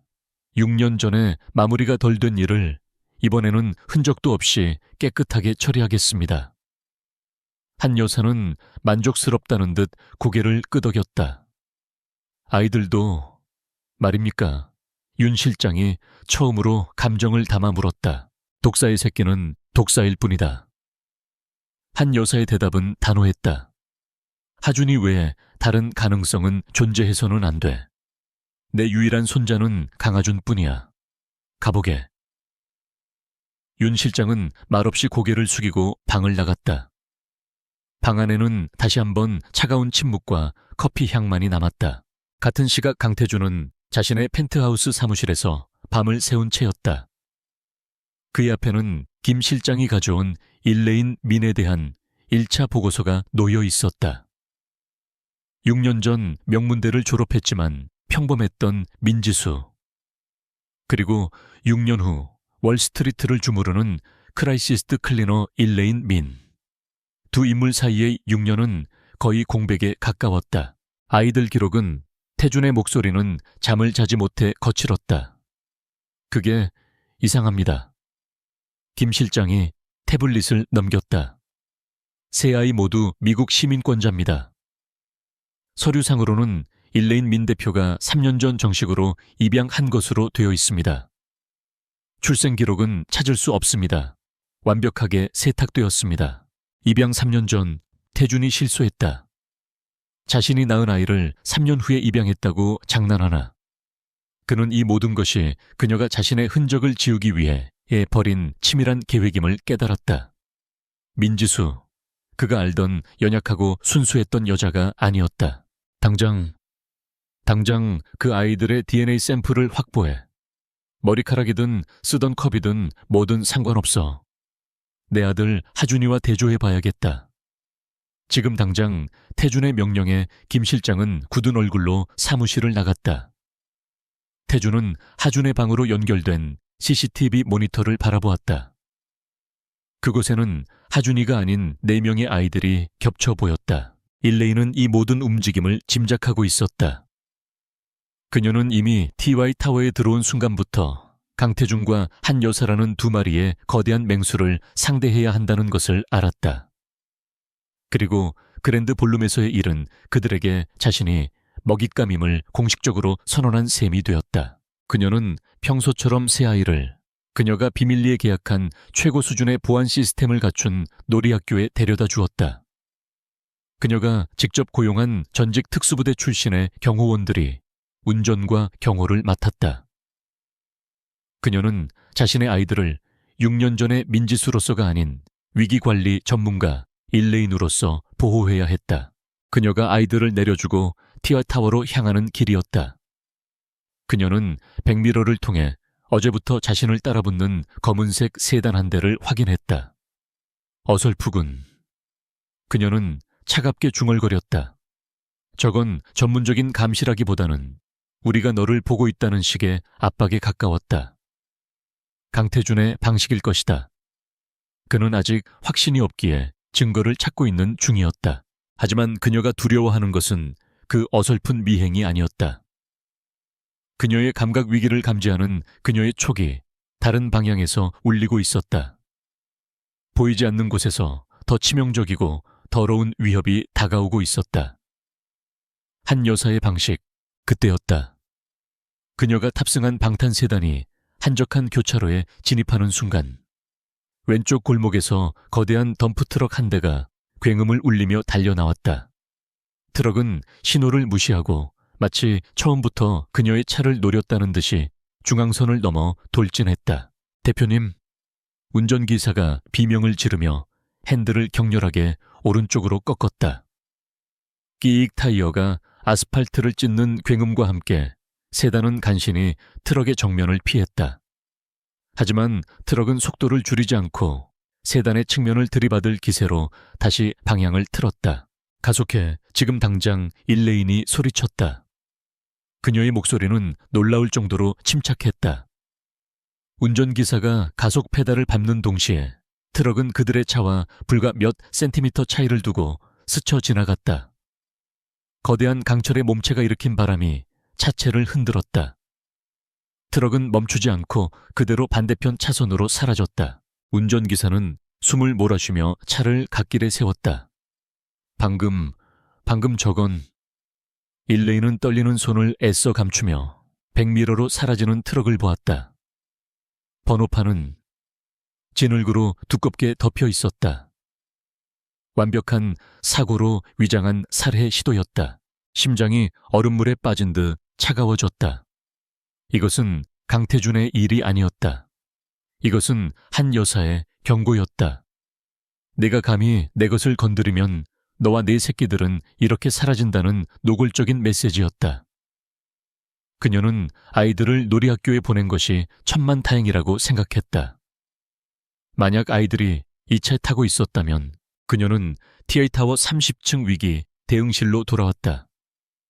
그녀의 팀원들은 그녀의 창백한 얼굴을 보고 놀랐지만 일레인은 아무 일 없었다는 듯 회의를 주재했다. 해커의 IP가 드디어 잡혔습니다. 러시아의 서버를 경유했지만 발신지는 놀랍게도 TY 그룹 내부입니다. 그녀는 겉으로는 TY의 위기를 처리하고 있었지만 그녀의 머릿속은 두 개의 전선에서 동시에 싸우고 있었다. 하나는 TY와의 데이터를 훔친 해커와의 전쟁. 다른 하나는 자신의 아이들을 노리는 한 여사와의 생존 전쟁. 그녀는 이제 이 위기 대응실을 나갈 수 없었다. 가장 안전한 곳은 역설적이게도 적의 심장부인 이곳이었다. 그녀는 자신의 보안팀에게 지시했다. 해커들이 나를 노리고 있다. 내가 임시로 머무는 호텔과 아이들의 거처에 대한 보안을 최고 레벨로 격상해. 그녀는 한 여사의 위협을 TY의 위기로 위장했다. 그녀는 이제 이성을 잃은 어미가 아니라 자신의 모든 전문 기술을 동원해 아이들을 지키는 전략가 일레인이 되어야 했다. 그날 밤 위기 대응실의 간이 침대에서 쪽잠을 자던 일레인의 개인 휴대폰이 울렸다. 발신자 표시 제한. 그녀는 잠시 망설이다 전화를 받았다. 침묵이 흘렀다. 그리고 잠시 후 6년 전 그녀를 지옥으로 밀어넣었던 그 우아하고 차가운 목소리가 들려왔다. 일레인 민 대표, 일 처리가 아주 인상적이더군. 한 여사였다. 무서운 말씀이신지 모르겠습니다만 회장님. 일레인의 목소리는 잠기지 않았다. 하하, 그럴까? 똑똑한 여자인 줄 알았는데 눈치가 없는 건가? 아니면 용감한 건가? 한 여사가 가볍게 웃었다. 오늘 아침 출근길은 무사했는지 모르겠군. 서울의 도로는 가끔 아주 위험하거든. 올 것이 왔다. 일레인은 눈을 감았다. 저에게 용건이 있으신 겁니까? 용건이라 있지. 한 여사의 목소리가 싸늘하게 가라앉았다. 네가 가진 것, 네가 데려온 것, 그건 내 것이 아니야. 당장 그 아이들을 데리고 뉴욕이든 어디든 떠나. 다시는 내 눈에 띄지 마. 이건 내가 내게 베푸는 마지막 자비다. 만약 거절한다면요. 그럼 오늘 아침의 트럭은 내 차를 스쳐 지나가지 않을 게다. 네가 내 아이들을 직접 그 놀이학교에 데려다주는 그 시간에 말이지. 그 말에 일레인의 피가 얼어붙었다. 그녀는 아이들의 동선까지 파악하고 있었다. 기억해둬 일레인 민. 어미가 너무 용감하면 새끼들이 다치는 법이야. 전화가 끊겼다. 일레인은 차가운 휴대폰을 쥔 채 한동안 움직이지 못했다. 전쟁은 시작되었다. 그리고 그녀는 절대 물러설 수 없었다. 한 여사의 전화가 끊긴 후 일레인은 차가운 위기 대응실 바닥에 한동안 서 있었다. 어미가 너무 용감하면 새끼들이 다치는 법이야. 그 말은 독이 되어 그녀의 귓가에 그리고 심장에 박혔다. 6년 전 아이를 잃었다고 생각했을 때의 그 절망감이 다시 그녀를 덮쳤다. 하지만 지금은 달랐다. 그녀는 지켜야 할 새 아이가 있었다. 공포가 그녀의 척추를 타고 올랐지만 그 공포는 곧바로 차가운 분노로 변했다. 그녀는 민지수처럼 도망치지 않을 것이다. 한 여사는 그녀의 가장 소중한 것을 건드렸다. 그것은 한 여사가 저지른 최악의 실수였다. 일레인 민은 이제 이 싸움에서 절대 물러설 수 없었다. 그녀는 방어자가 아니라 공격자가 되어야 했다. 그녀는 두 얼굴의 게임을 시작하기로 결심했다. 겉으로는 TY그룹의 데이터 유출 위기를 해결하는 유능한 전문가, 일레인 민. 하지만 그 수면 아래에서는 6년 전의 진실을 파헤치고 한 여사의 숨통을 조이는 복수자 민지수. 이 두 얼굴을 완벽하게 연기해야 했다. 그녀는 자신의 팀을 소집했다. 시간은 새벽 3시였다. 상황이 바뀌었습니다. 피곤에 지친 팀원들 앞에서 그녀의 목소리는 강철처럼 울렸다. 우리는 지금까지 해커의 뒤를 쫓았지만 이제부터는 그들의 목적을 추적합니다. 그녀는 스크린에 TY그룹의 방대한 계열사 목록을 띄웠다. 이 데이터 유출. 단순한 기술 탈취나 고객 정보 판매가 아닐 가능성이 높습니다. 만약 내부자 혹은 그룹의 최고위층과 연관된 자의 소행이라면 그 목적은 특정 정보의 파기 혹은 은폐일 수 있습니다. 그녀는 의도적으로 한 여사가 가장 민감하게 생각할 만한 부분들을 타겟으로 삼았다. TY바이오, TE, 의료재단. 특히 6년 전 강남 VIP 병원의 모든 기부금 내역과 회계 자료를 데이터 유출과 연관지어 재검토하세요. 해커가 이 자료들을 건드렸는지 확인해야겠습니다. 그녀는 자신의 사적인 복수를 TY아우의 위기관리라는 공적인 업무로 완벽하게 위장했다. 한편 강태준은 자신의 집무실에서 김 실장의 보고를 받으며 초조하게 손톱을 물어뜯고 있었다. DNA 샘플 확보는 실패했습니다. 김 실장이 땀을 닦으며 보고했다. 일레인 민 대표의 아이들이 다니는 놀이학교의 보안이 상상 이상입니다. 전직 특수부대 출신들이 경호를 맡고 있고 모든 쓰레기는 당일 소각 처리되며 접근 자체가 불가능합니다. 불가능하다고 강태준이 책상을 내리쳤다. 고작 머리카락 하나, 컵 하나를 못 가져온단 말인가. 그는 자신의 아들 하준과 그 아이들이 유전적으로 일치하는지 확인하지 않고서는 단 하루도 버틸 수 없었다.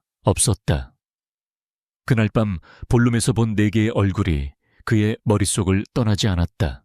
김 실장은 망설이다가 두 번째 보고를 꺼냈다. 회장님, 그리고 저희 팀만 그 아이들을 주시하는 것이 아니었습니다. 강태준의 미간이 좁혀졌다. 무슨 소리야? 윤 실장.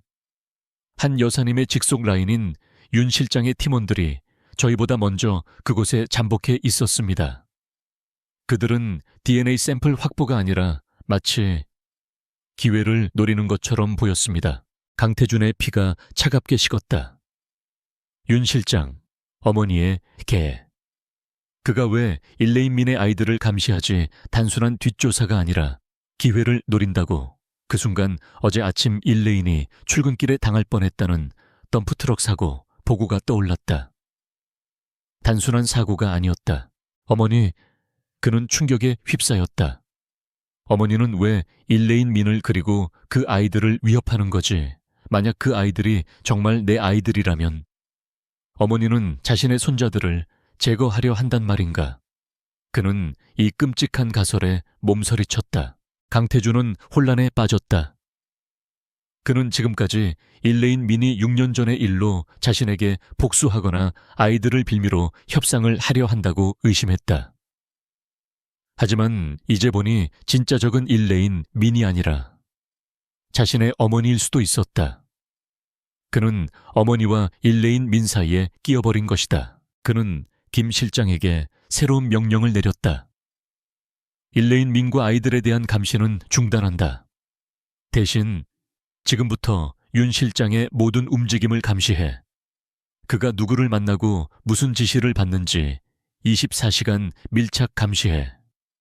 그리고 6년 전 강남 VIP 병원. 그날 민지수가 출산했을 때의 모든 의료 기록을 다시 조사해.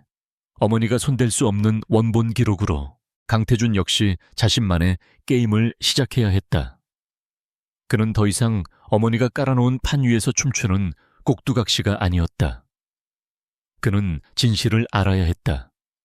6년 전 그날 밤 자신의 아이들에게 무슨 일이 일어났는지, 그리고 자신의 어머니가 무슨 짓을 숨기고 있는지. 일레인은 강태준의 미행이 사라진 것을 즉각 알아차렸다. 생각보다 빨리 눈치챘군. 그녀는 그가 어머니의 움직임을 의심하기 시작했음을 직감했다. 하지만 그녀는 강태준을 믿지 않았다. 그 역시 한 여사의 아들이자 이 거대한 제국의 후계자였다. 그녀는 오직 자신만을 믿어야 했다. 그녀의 두 얼굴의 게임은 성과를 내기 시작했다. 그녀의 팀은 데이터 유출을 역추적하는 과정에서 해커가 T의학 의료재단의 서버에 접근한 흔적을 발견했다. 하지만 이상했다. 해커는 데이터를 빼내간 것이 아니라 오히려 특정 파일을 심으려다 실패한 것처럼 보였다. 이게 말이 됩니까, 대표님? 팀원이 물었다.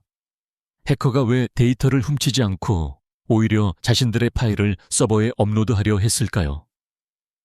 그것도 6년 전 의료 기록 아카이브에 일레인의 심장이 세차게 뛰기 시작했다. 그 파일 복구할 수 있습니까? 거의 파괴되었지만 조각들을 모아보면. 팀원들이 밤샘 작업에 들어갔다. 일레인은 직감했다. 이것이 한 여사의 아킬레스건이다. 한 여사는 6년 전의 기록을 완전히 파기하거나 조작하기 위해 이 데이터 유출 소동을 벌였을 가능성이 있었다. 그녀는 이 거대한 위기 자체가 6년 전 자신의 출산 기록을 덮기 위한 한 여사의 자작극일 수도 있다는 끔찍한 가설에 도달했다. 그녀는 자신의 가장 유능한 화이트 해커를 불렀다. 지금부터 T와 E의 보안망을 뚫는 게 아니야. 한 여사, 그녀의 개인 서버와 윤 실장의 통신 기록을 뚫어야 해. 이것은 그녀의 직무 범위를 훨씬 넘어선 불법 행위였다. 하지만 그녀는 망설이지 않았다. 이것은 더 이상 일이 아니었다.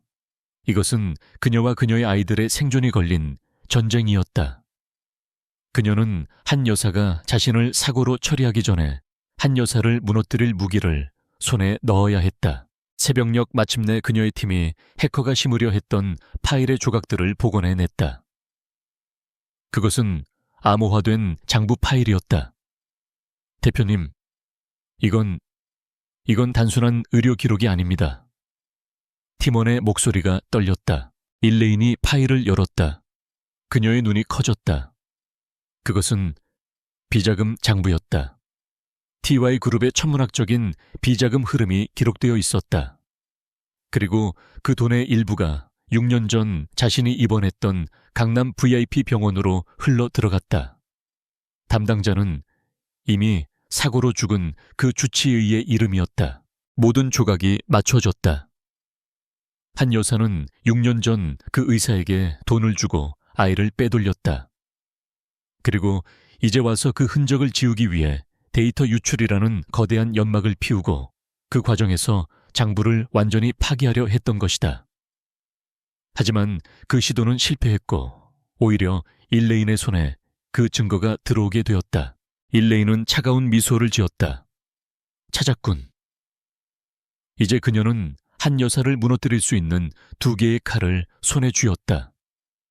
하나는 비자금 장부라는 TI 그룹의 치명적인 약점, 그리고 다른 하나는 강태준이라는 어머니에게 속았다는 분노에 휩싸일 시한폭탄이었다. 일레인이 손에 넣은 비자금 장부 파일은 판도라의 상자였다.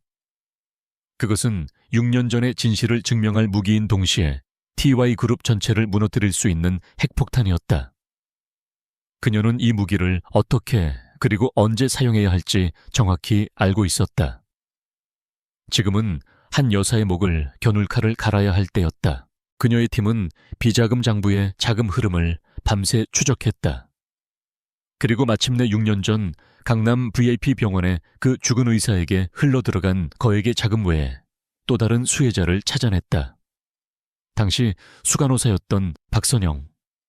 그녀는 그 사건 직후 거액의 퇴직금과 함께 건강상의 이유로 갑자기 은퇴했다. 살아있는 증인. 일레인의 목소리는 차가웠다. 죽은 의사는 입이 없지만 살아있는 간호사는 입이 있었다. 그녀는 즉시 박선영의 현재 소재를 파악하라고 지시했다. 그녀의 팀이 파악한 박선영은 서울을 떠나 강원도의 한적한 해안 마을에서 작은 약국을 운영하며 조용히 숨어 지내고 있었다. 일레인은 더 이상 팀에게 이 일을 맡길 수 없었다. 이것은 그녀 자신이 직접 매듭지어야 할 과거였다. 그녀는 강태준과 한 여사의 감시망을 피하기 위해 TY타워의 위기 대응 업무를 팀에게 맡기고 공식적으로는 해외 투자자 미팅이라는 거짓 알리바이를 만들었다. 그리고 홀로 강원도로 향했다. 같은 시각 강태준 역시 절박함에 휩싸여 있었다. 그가 심어둔 정보팀은 어머니 한 여사와 윤 실장의 움직임을 감시했지만 그들은 꼬리를 잡히지 않았다. DNA 샘플 확보도 실패했다. 6년 전 병원 기록은 완벽하게 조작되어 있었고 담당 의사는 죽었다. 그는 모든 길목이 막혔다는 절망감에 빠졌다. 김 실장. 태준이 밤새 담배 연기에 찌든 목소리로 물었다. 그날 그 의사와 함께 수술실에 들어갔던 다른 사람들은, 간호사들은 단 한 명도 입을 열 사람이 없나. 김 실장은 난처한 얼굴로 태블릿을 넘겼다. 대부분이 티아의 의료재단 산하 병원으로 뿔뿔이 흩어졌거나 거액의 보상금을 받고 해외로 이주했습니다. 한 여사께서 손을 쓰신 겁니다. 하지만 단 한 명 예외가 있습니다. 김 실장이 화면을 확대했다. 박선영 수간호사. 그녀는 은퇴 후 모든 연락을 끊고 잠적했습니다. 저희가 겨우 소재를 파악했습니다. 강원도. 강태준은 자리에서 벌떡 일어났다. 차 대기시켜. 지금 당장. 그 역시 이 마지막 남은 입을 만나러 가야 했다. 차가운 바닷바람이 부는 강원도의 작은 마을. 일레인이 먼저 도착했다. 그녀는 차에서 내려 평화약국이라는 낡은 간판을 바라보았다. 그녀의 심장은 6년 전 그날 밤 수술실에서처럼 차갑고 격렬하게 뛰고 있었다. 그녀는 약국의 문을 열고 들어섰다. 약국 안에는 6년이라는 세월의 무게와 죄책감에 짓눌린 듯 초췌하고 늙어버린 박선영이 앉아 있었다. 그녀는 들어오는 손님을 무심코 바라보다가 완벽한 슈트 차림의 일레인을 보고 순간 얼어붙었다. 6년 전 자신이 아이가 죽었다고 말했던 그 산모. 하지만 지금은 너무나도 다르고 위험해 보이는 모습으로 변해 있었다. 누구신지. 박선영의 목소리가 떨렸다. 일레인은 천천히 그녀에게 다가갔다. 그리고 약국 문에 영업 종료 팻말을 걸었다. 6년 만이군요, 박선영 간호사. 아니, 이젠 박선영 약사인가요? 일레인의 목소리는 낮고 차가웠다. 박선영의 얼굴이 새하얗게 질렸다. 당신, 민지수 씨, 어떻게... 그녀는 뒷걸음질 쳤다. 난 몰라요. 아무것도 몰라. 다 그 의사가... 일레인은 그녀의 말을 잘랐다. 당신 통장으로 들어간 10억. 그것도 그 의사가 한 일인가요? 박선영의 다리가 풀려 그 자리에 주저앉았다. 일레인은 그녀의 눈높이에 맞춰 무릎을 꿇었다. 난 돈을 돌려받으러 온 게 아니에요. 진실을 들으러 왔지. 그날 밤 내 아이들에게 무슨 짓을 한 거죠? 박선영은 공포에 질려 고개를 저었다. 제발 제발 저 좀 살려주세요. 그분들이, 한 여사님이 절 가만두지 않을 거예요. 그녀가 울부짖으며 빌기 시작했을 때였다. 약국의 문이 거칠게 열렸다. 여기서 무슨 강태준이었다. 그는 서울에서부터 미친 듯이 달려왔다. 그리고 그는 자신의 앞에서 6년 전의 진실을 알고 있는 마지막 증인과 대면하고 있는 일레인 민을 발견했다. 그의 시선은 일레인에게 그리고 바닥에 주저앉아 울고 있는 박선영에게로 향했다. 당신들이 지금 여기서. 일레인은 자리에서 일어났다. 그녀는 강태준의 등장을 예상하지 못했지만 이젠 상관없었다. 오히려 잘 되었다. 이 지옥 같은 진실을 그도 함께 들어야 했다. 때마침 잘 왔군요, 강태준 CEO. 당신 어머니가 저지른 일에 대한 증언을 들을 시간이니까. 강태준은 일레인을 노려보며 박선영에게 다가갔다. 말해 6년 전 그날 밤 내 아들 하준이가 태어났을 때 무슨 일이 있었던 거야? 왜 이 여자가 당신을 협박하고 있는 거지? 박선영은 두 거대한 힘 사이에 끼어 거의 실신할 지경이었다. 한쪽은 자신의 과거를 아는 피해자, 다른 한쪽은 자신을 파멸시킬 수 있는 가해자의 아들. 그녀는 더 이상 버틸 힘이 없었다. 그녀의 억눌렸던 죄책감이 둑이 터진 듯 쏟아져 나왔다. 내 쌍둥이였어요. 박선영의 목소리는 거의 들리지 않을 정도로 작았지만 그 내용은 방 안의 두 사람을 얼어붙게 만들었다. 일레인의 심장이 멈추는 듯했다.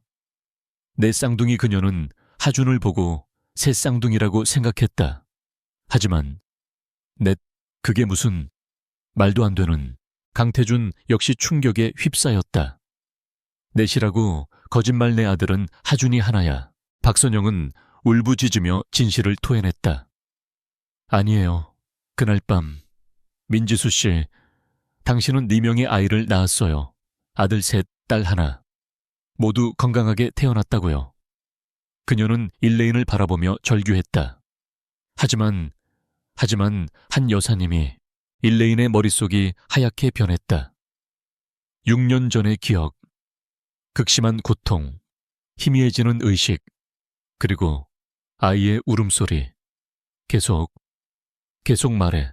한 여사님께서 수술실에 직접 들어오셨어요. 박선영은 공포에 떨며 그날을 회상했다. 내 아이를 보시더니 TY의 후계자는 여럿일 수 없다고, 단 하나여야 한다고 하셨어요. 그리고 강태준이 그녀의 어깨를 붙잡고 흔들었다.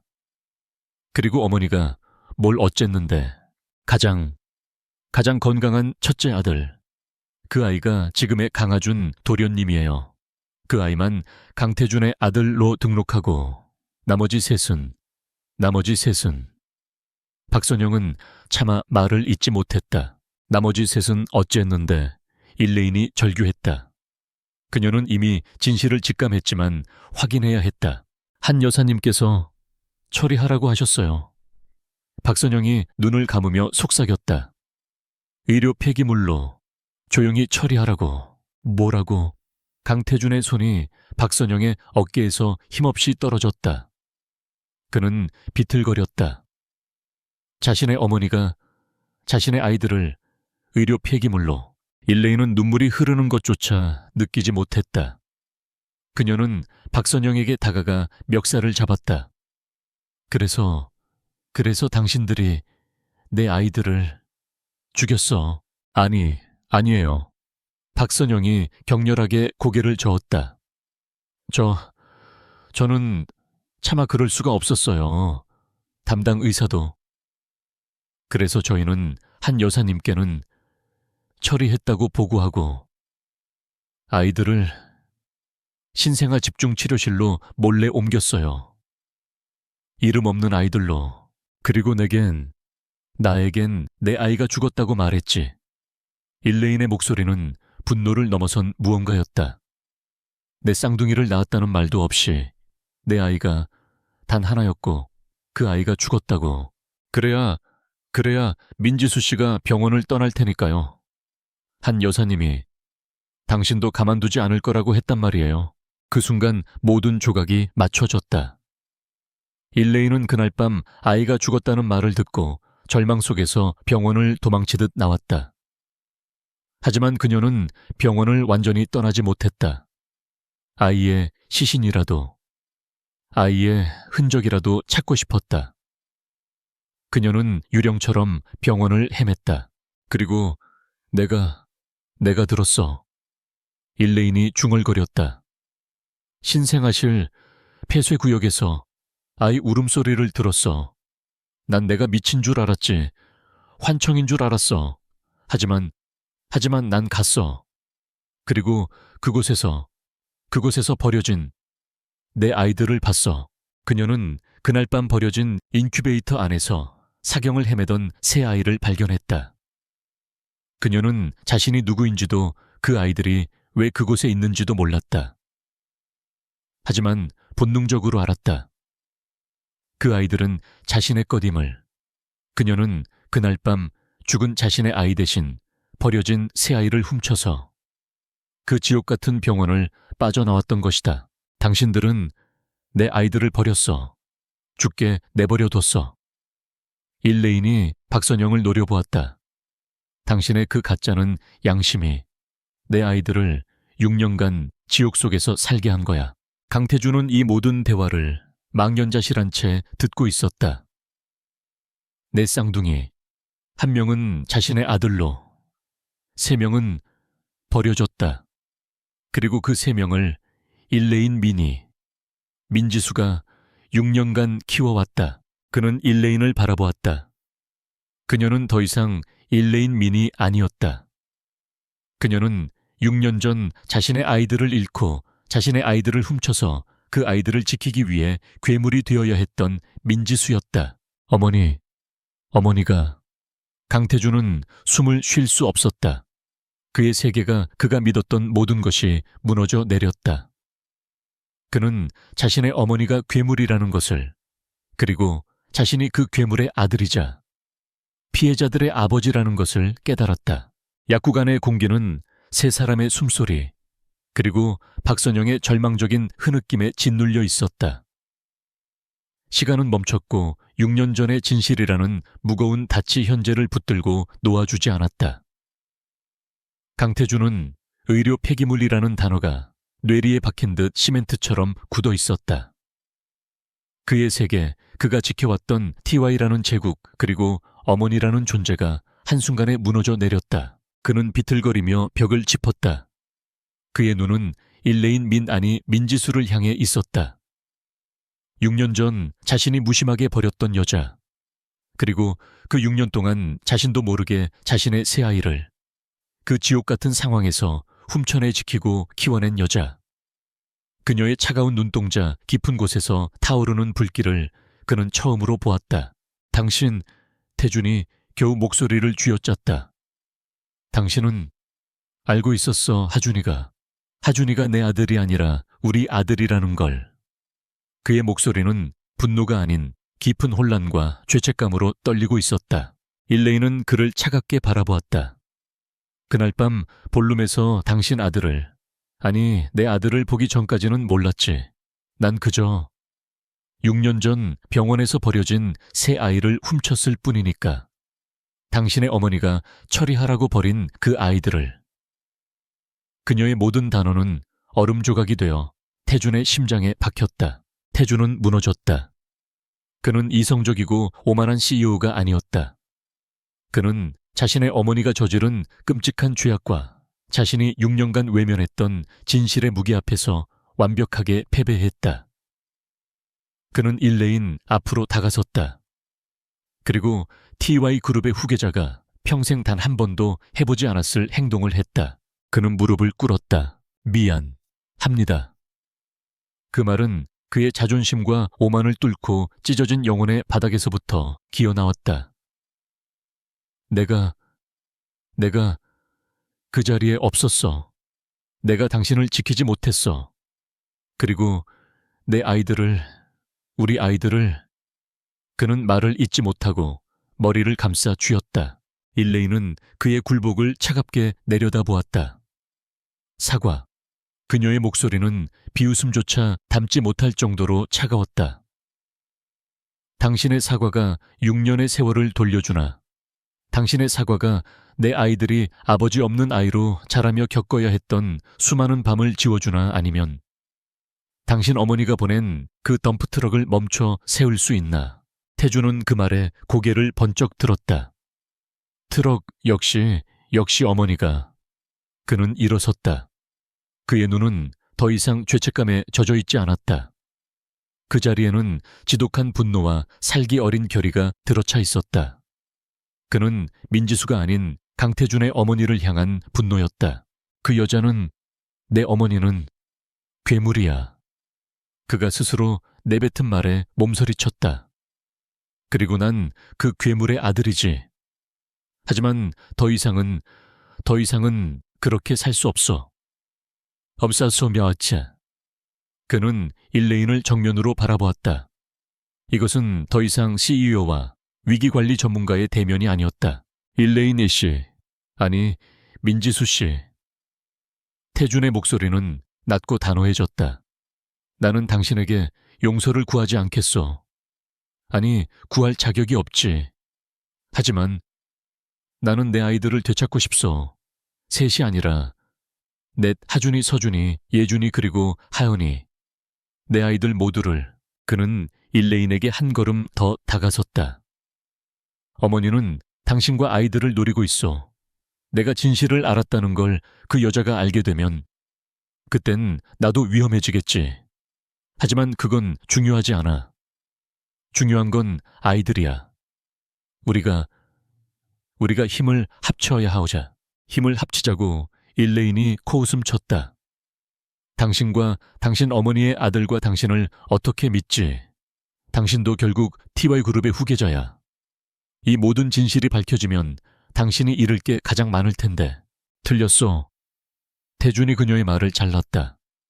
난 이미 모든 것을 잃었어. 6년간 내 아이 셋의 존재조차 모르고 살았어. 내 어머니가 내게 준 것은 모두 거짓이었어. 난 TY가 아니라 내 아이들을 선택하겠어. 난 당신과 내 아이들을 지키기 위해 내 어머니와 TY 기꺼이 싸울 거요. 그의 눈은 진심이었다. 적어도 지금 이 순간 어머니에 대한 배신감과 아이들에 대한 죄책감으로 불타는 저 눈은 거짓이 아니었다. 일레인은 그를 오랫동안 바라보았다. 그녀는 혼자였다. 지난 6년간 그녀는 홀로 세 아이를 지키며 싸워왔다. 하지만 한 여사라는 거대한 적을 상대로는 그녀 역시 한계가 있었다. 한 여사를 무너뜨리기 위해서는 그녀의 심장부를 찌를 칼이 필요했다. 그리고 그 칼은 바로 그녀의 아들 강태준이었다.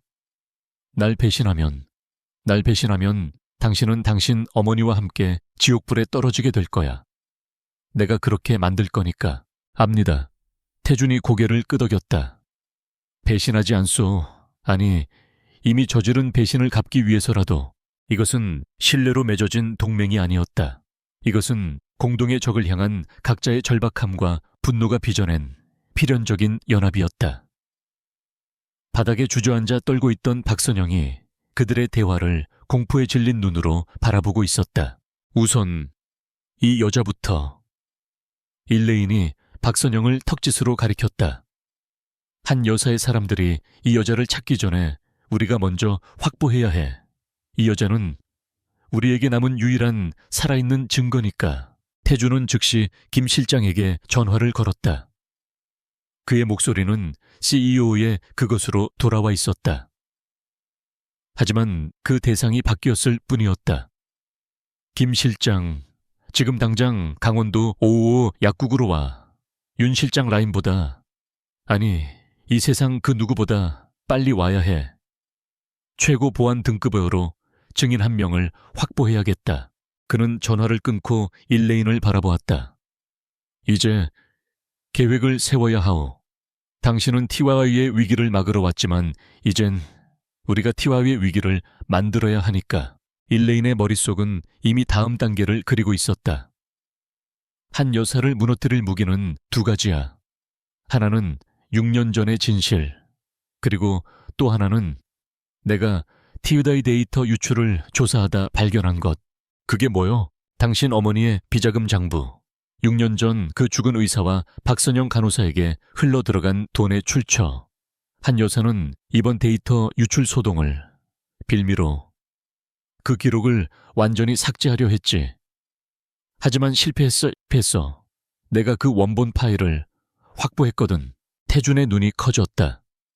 그는 자신의 어머니가 비자금을 조성한다는 것은 어렴풋이 알았지만 그 증거가, 그것도 6년 전의 범죄와 연결된 증거가 일레인의 손에 있다는 사실에 놀랐다. 당신은 대체 이제 당신 차례야. 일레인이 그의 말을 잘랐다. 난 외부 증거를 확보했어. 당신은 내부에서 당신 어머니를 무너뜨릴 명분을 찾아야 해. 그리고 가장 중요한 것, 일레인의 목소리가 떨렸다. 그녀는 처음으로 강태준 앞에서 약한 모습을 보였다. 하준이, 내 아들, 그 아이도 그 지옥에서 데리고 나와야 해. 태준은 그녀의 떨림을 보았다. 그는 다가가 그녀의 어깨를 잡고 싶었지만 그럴 자격이 없음을 알기에 주먹을 꽉 쥐었다. 하준이는 내 아들이자 당신 아들이요. 그 아이는 어머니의 작품이 아니야. 우리 아들이지. 내가 데려오겠어. 어떻게? 주주총회. 태준이 망설임 없이 대답했다. 일주일 뒤 TY그룹 정기 주주총회가 있어. 어머니는 그 자리에서 이번 데이터 유출 사태의 책임을 물어 나를 CEO 자리에서 끌어내리고 자신을 회장으로 추대할 계획이야. 그리고 당신을 이 모든 사태의 희생양으로 삼으려 하겠지. 그럼 그 자리가 우리가 방역할 무대군. 일레인의 눈이 차갑게 빛났다. 맞소. 태준이 말을 이었다. 그날 모든 이사들과 주주들, 그리고 언론이 모인 그 자리에서 우리는 두 개의 폭탄을 터뜨릴 거요. 하나는 당신이 찾은 비자금 장부, 티웨이의 부패를 드러내겠지. 그리고 또 하나는 그는 바닥에 떨고 있는 박선영을, 그리고 일레인을 바라보았다. 6년 전의 진실, 내 쌍둥이, 그리고 내 어머니가 저지른 반인륜적인 범죄, 그 모든 것을. 증거는 일레인이 물었다. 박선영의 증언만으로는 부족해. 한 여사는 이 여자를 미친 여자로 몰아갈 거야. 그래서 우리에게는 그 무엇보다 확실한 증거가 필요하오. 태준의 목소리가 비장해졌다. 주주총회 전에 당신의 새 아이와 내 아들 하준이, 그리고 나 5명의 DNA 검사 결과서가 필요하오. 그 어떤 변호사도 반박할 수 없는 완벽한 증거가. 두 사람의 시선이 허공에서 부딪혔다. 복수는 차갑게 시작되었고 연대는 뜨거운 분노 위에서 맺어졌다. 그들의 첫 번째 임무는 4명의 아이들을, 그들의 진짜 가족을 한 여사의 소나귀에서 완벽하게 보호하는 것이었다. 운명의 날이 밝았다. TY그룹의 정기 주주총회가 열리는 날. 그랜드 오디토리엄은 수백 명의 주주 이사진, 그리고 국내외 주요 언론사 기자들로 발 디딜 틈이 없었다. 공기 중에는 팽팽한 긴장감이 감돌았다. 모두가 TY그룹의 사상 최악의 데이터 유출 사태와 그 책임을 지게 될 누군가에 주목하고 있었다. 강태준은 CEO로서 단상 중앙의 일레인민은 외부 파트너 자격으로 맨 앞줄 구석에 자리했다. 두 사람은 어젯밤 이후로 단 한 번도 시선을 교환하지 않았다. 하지만 보이지 않는 끈으로 연결된 듯 그들은 같은 목표를 향해 호흡을 맞추고 있었다. 아이들은 김 실장의 가장 정계 요원들에 의해 완벽하게 보호된 안전가옥으로 옮겨졌다. 그리고 단상 가장 높은 곳 한 여사가 여제 누디처럼 앉아 있었다. 그녀의 표정은 그 어느 때보다도 평온하고 우아했다. 그녀는 이미 이 무대의 시나리오를 완성해 놓은 연출가처럼 자신만만한 미소를 띠고 있었다. 그녀는 자신의 아들과 감히 자신에게 대항하려 한 그 여자를 오늘 이 자리에서 함께 처리할 생각이었다. 주주총회가 시작되었다. 재무보고와 같은 지루한 절차가 끝나고 마침내 의장이 무거운 목소리로 안건을 상정했다.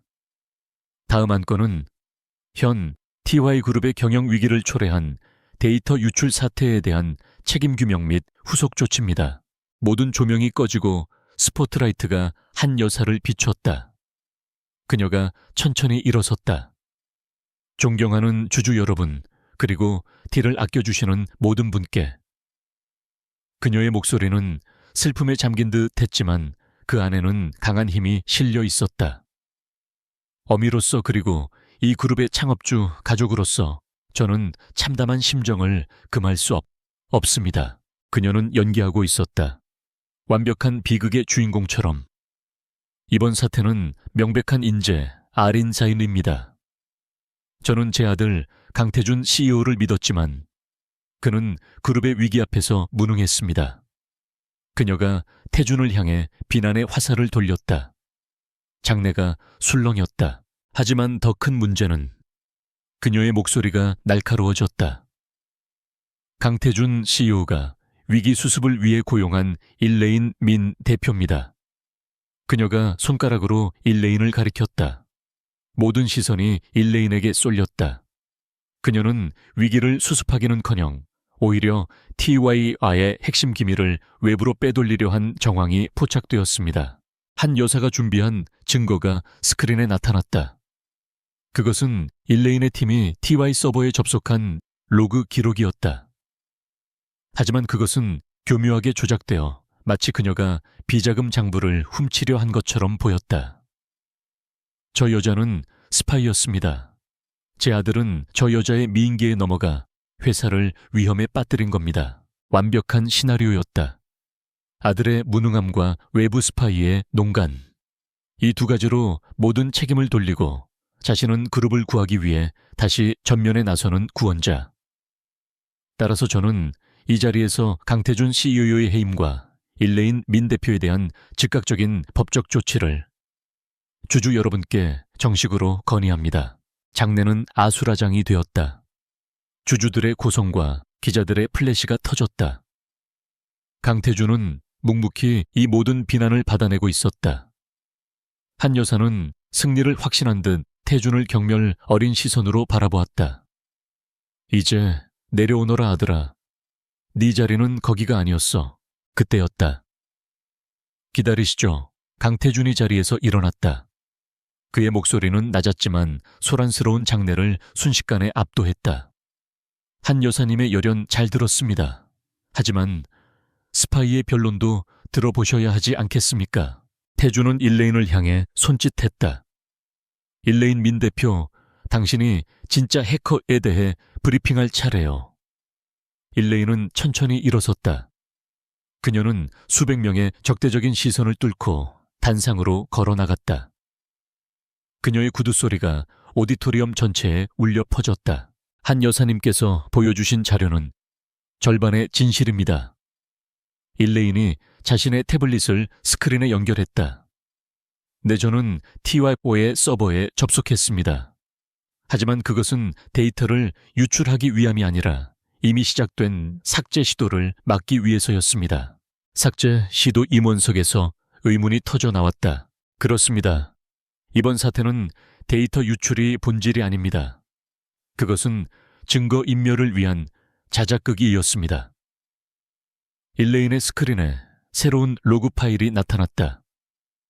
해커는 TY의 기밀이 아닌 오직 한 곳, TY 의료재단의 6년 전 회계 장부만을 타겟으로 삼았습니다. 그리고 그 삭제 시도는 놀랍게도 이 건물 내부에서 시작되었습니다. 한 여사의 미간이 미세하게 좁혀졌다. 무슨 헛소리를. 일레인은 그녀를 무시하고 다음 자료를 띄웠다.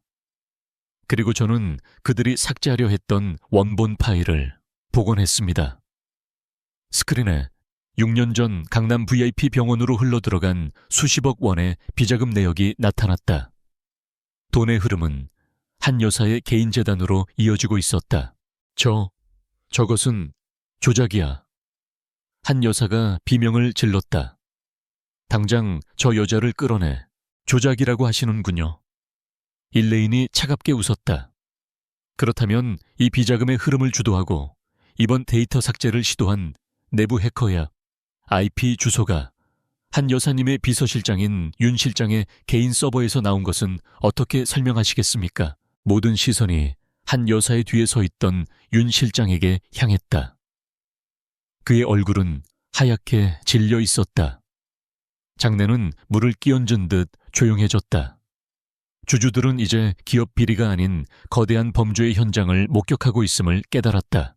이것이 이번 사태의 진실입니다. 일레인이 결론 내렸다. TY의 위기는 외부 스파이 때문이 아니라 자신의 과거 범죄를 덮으려는 바로 당신 한 여사 때문에 시작된 겁니다. 제여 천박한 것이 감히 한 여사가 이성을 잃고 소리쳤다. 경호원 저 여자의 마이크를 빼앗아 잠깐. 이번에는 강태준이 그녀를 막아섰다.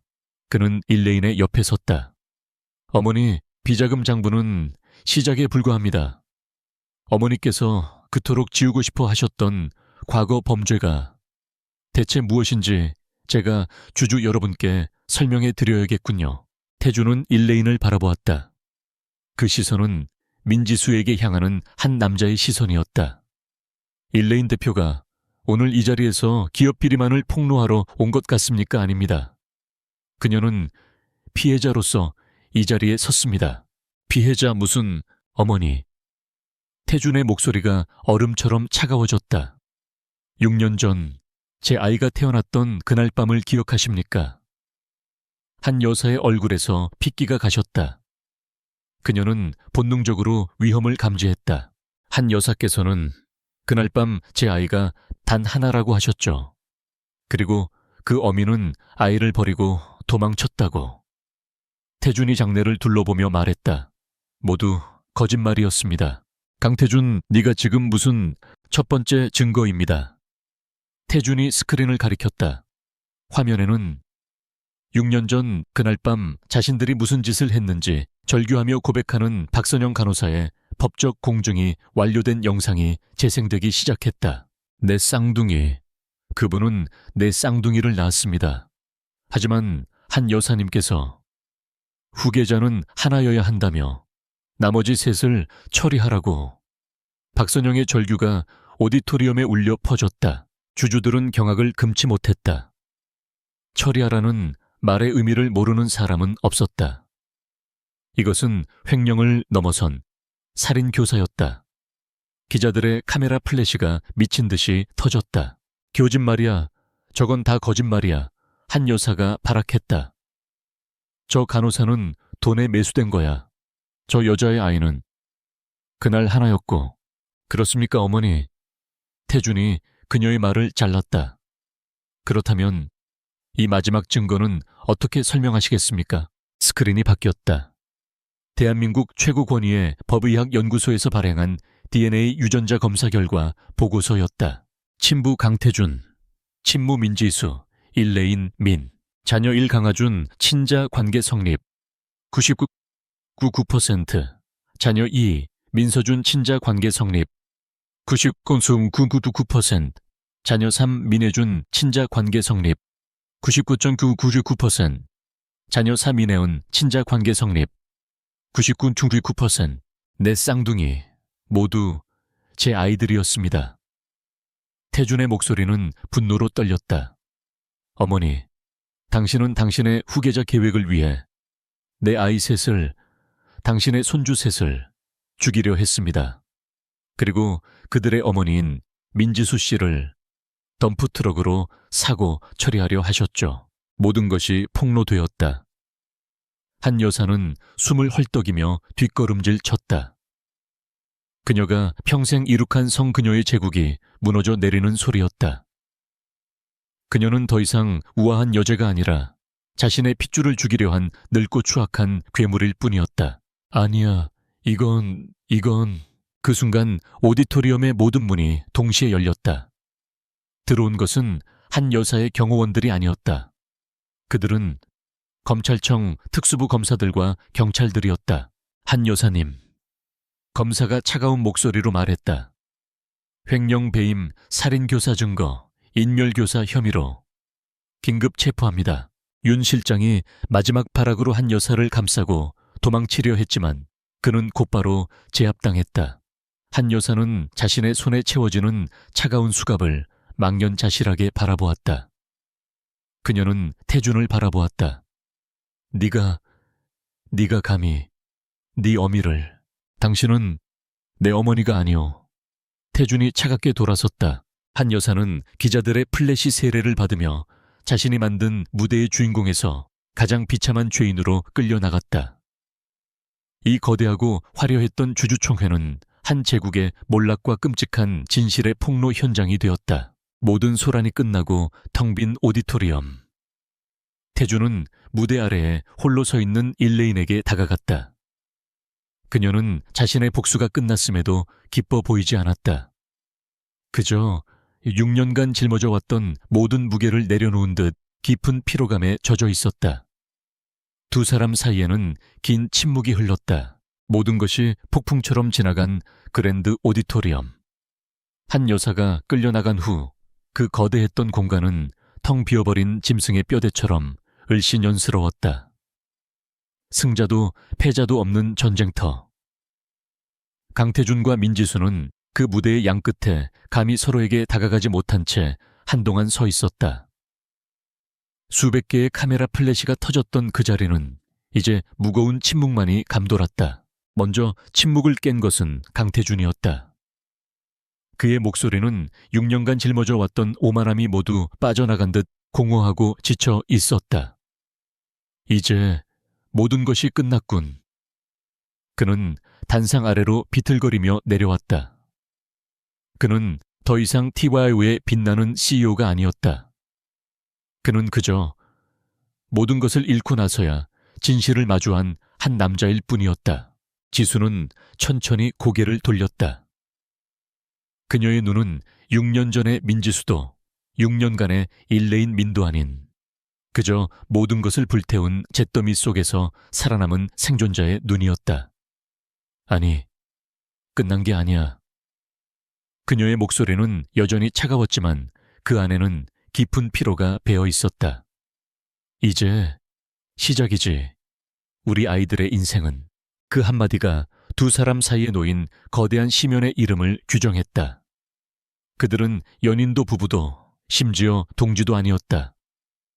그들은 그저 4명의 아이들을 함께 둔 세상에서 가장 복잡하게 얽혀버린 아버지와 어머니일 뿐이었다.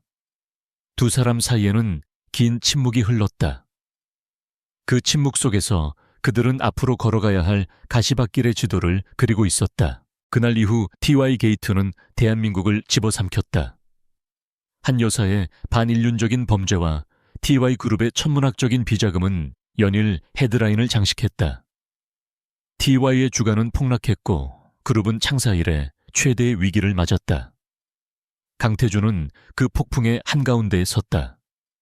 그는 도망치거나 숨지 않았다. 그는 CEO로서가 아닌 죄인의 아들이자 피해자의 아버지로서 대중 앞에 섰다. 그는 모든 것을 인정했다. 어머니의 범죄 그룹의 부패, 그리고 자신이 6년간 저지른 무관심이라는 죄까지. 그는 TY 그룹의 모든 것을 걸고 가장 고통스러운 수술을 시작했다. 강태준은 한 여사가 평생에 걸쳐 구축한 비자금 라인을 자신의 손으로 모두 해체했다. 그룹의 부패한 임원들을 모두 쳐냈고 자신의 지분 일부를 사회에 환원하여 내 쌍둥이의 이름으로 버려진 아이들을 위한 복지재단을 설립했다. 그것은 그의 속죄였고 그가 아버지로서 할 수 있는 첫 번째 행동이었다. 한 여사는 감옥에서조차 자신의 죄를 뉘우치지 않았다. 그녀는 아들에게 배신당했다며 저주를 퍼부었지만 이미 그녀의 시대는 끝났다. 법원은 그녀에게 비자금 횡령 및 살인교사 등의 모든 혐의를 인정하여 무기징역에 가까운 중형을 선고했다. 그녀는 그렇게 자신이 만든 제국의 감옥 속에서 역사의 뒤양일로 쓸쓸히 사라졌다. 그리고 일레인 민지수는 주주총회 다음날 강태준에게 마지막 보고서를 제출했다.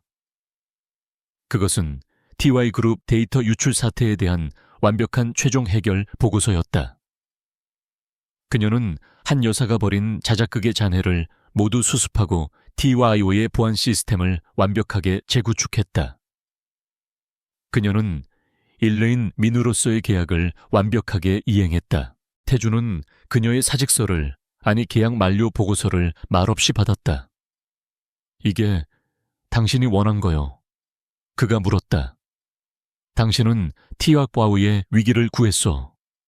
당신은 여기에 남아도도 당신이 원하는 모든 것을. 지수는 창밖의 서울을 바라보며 대답했다. 내가 원했던 건 TY가 아니었어. 그녀는 태준을 돌아보았다.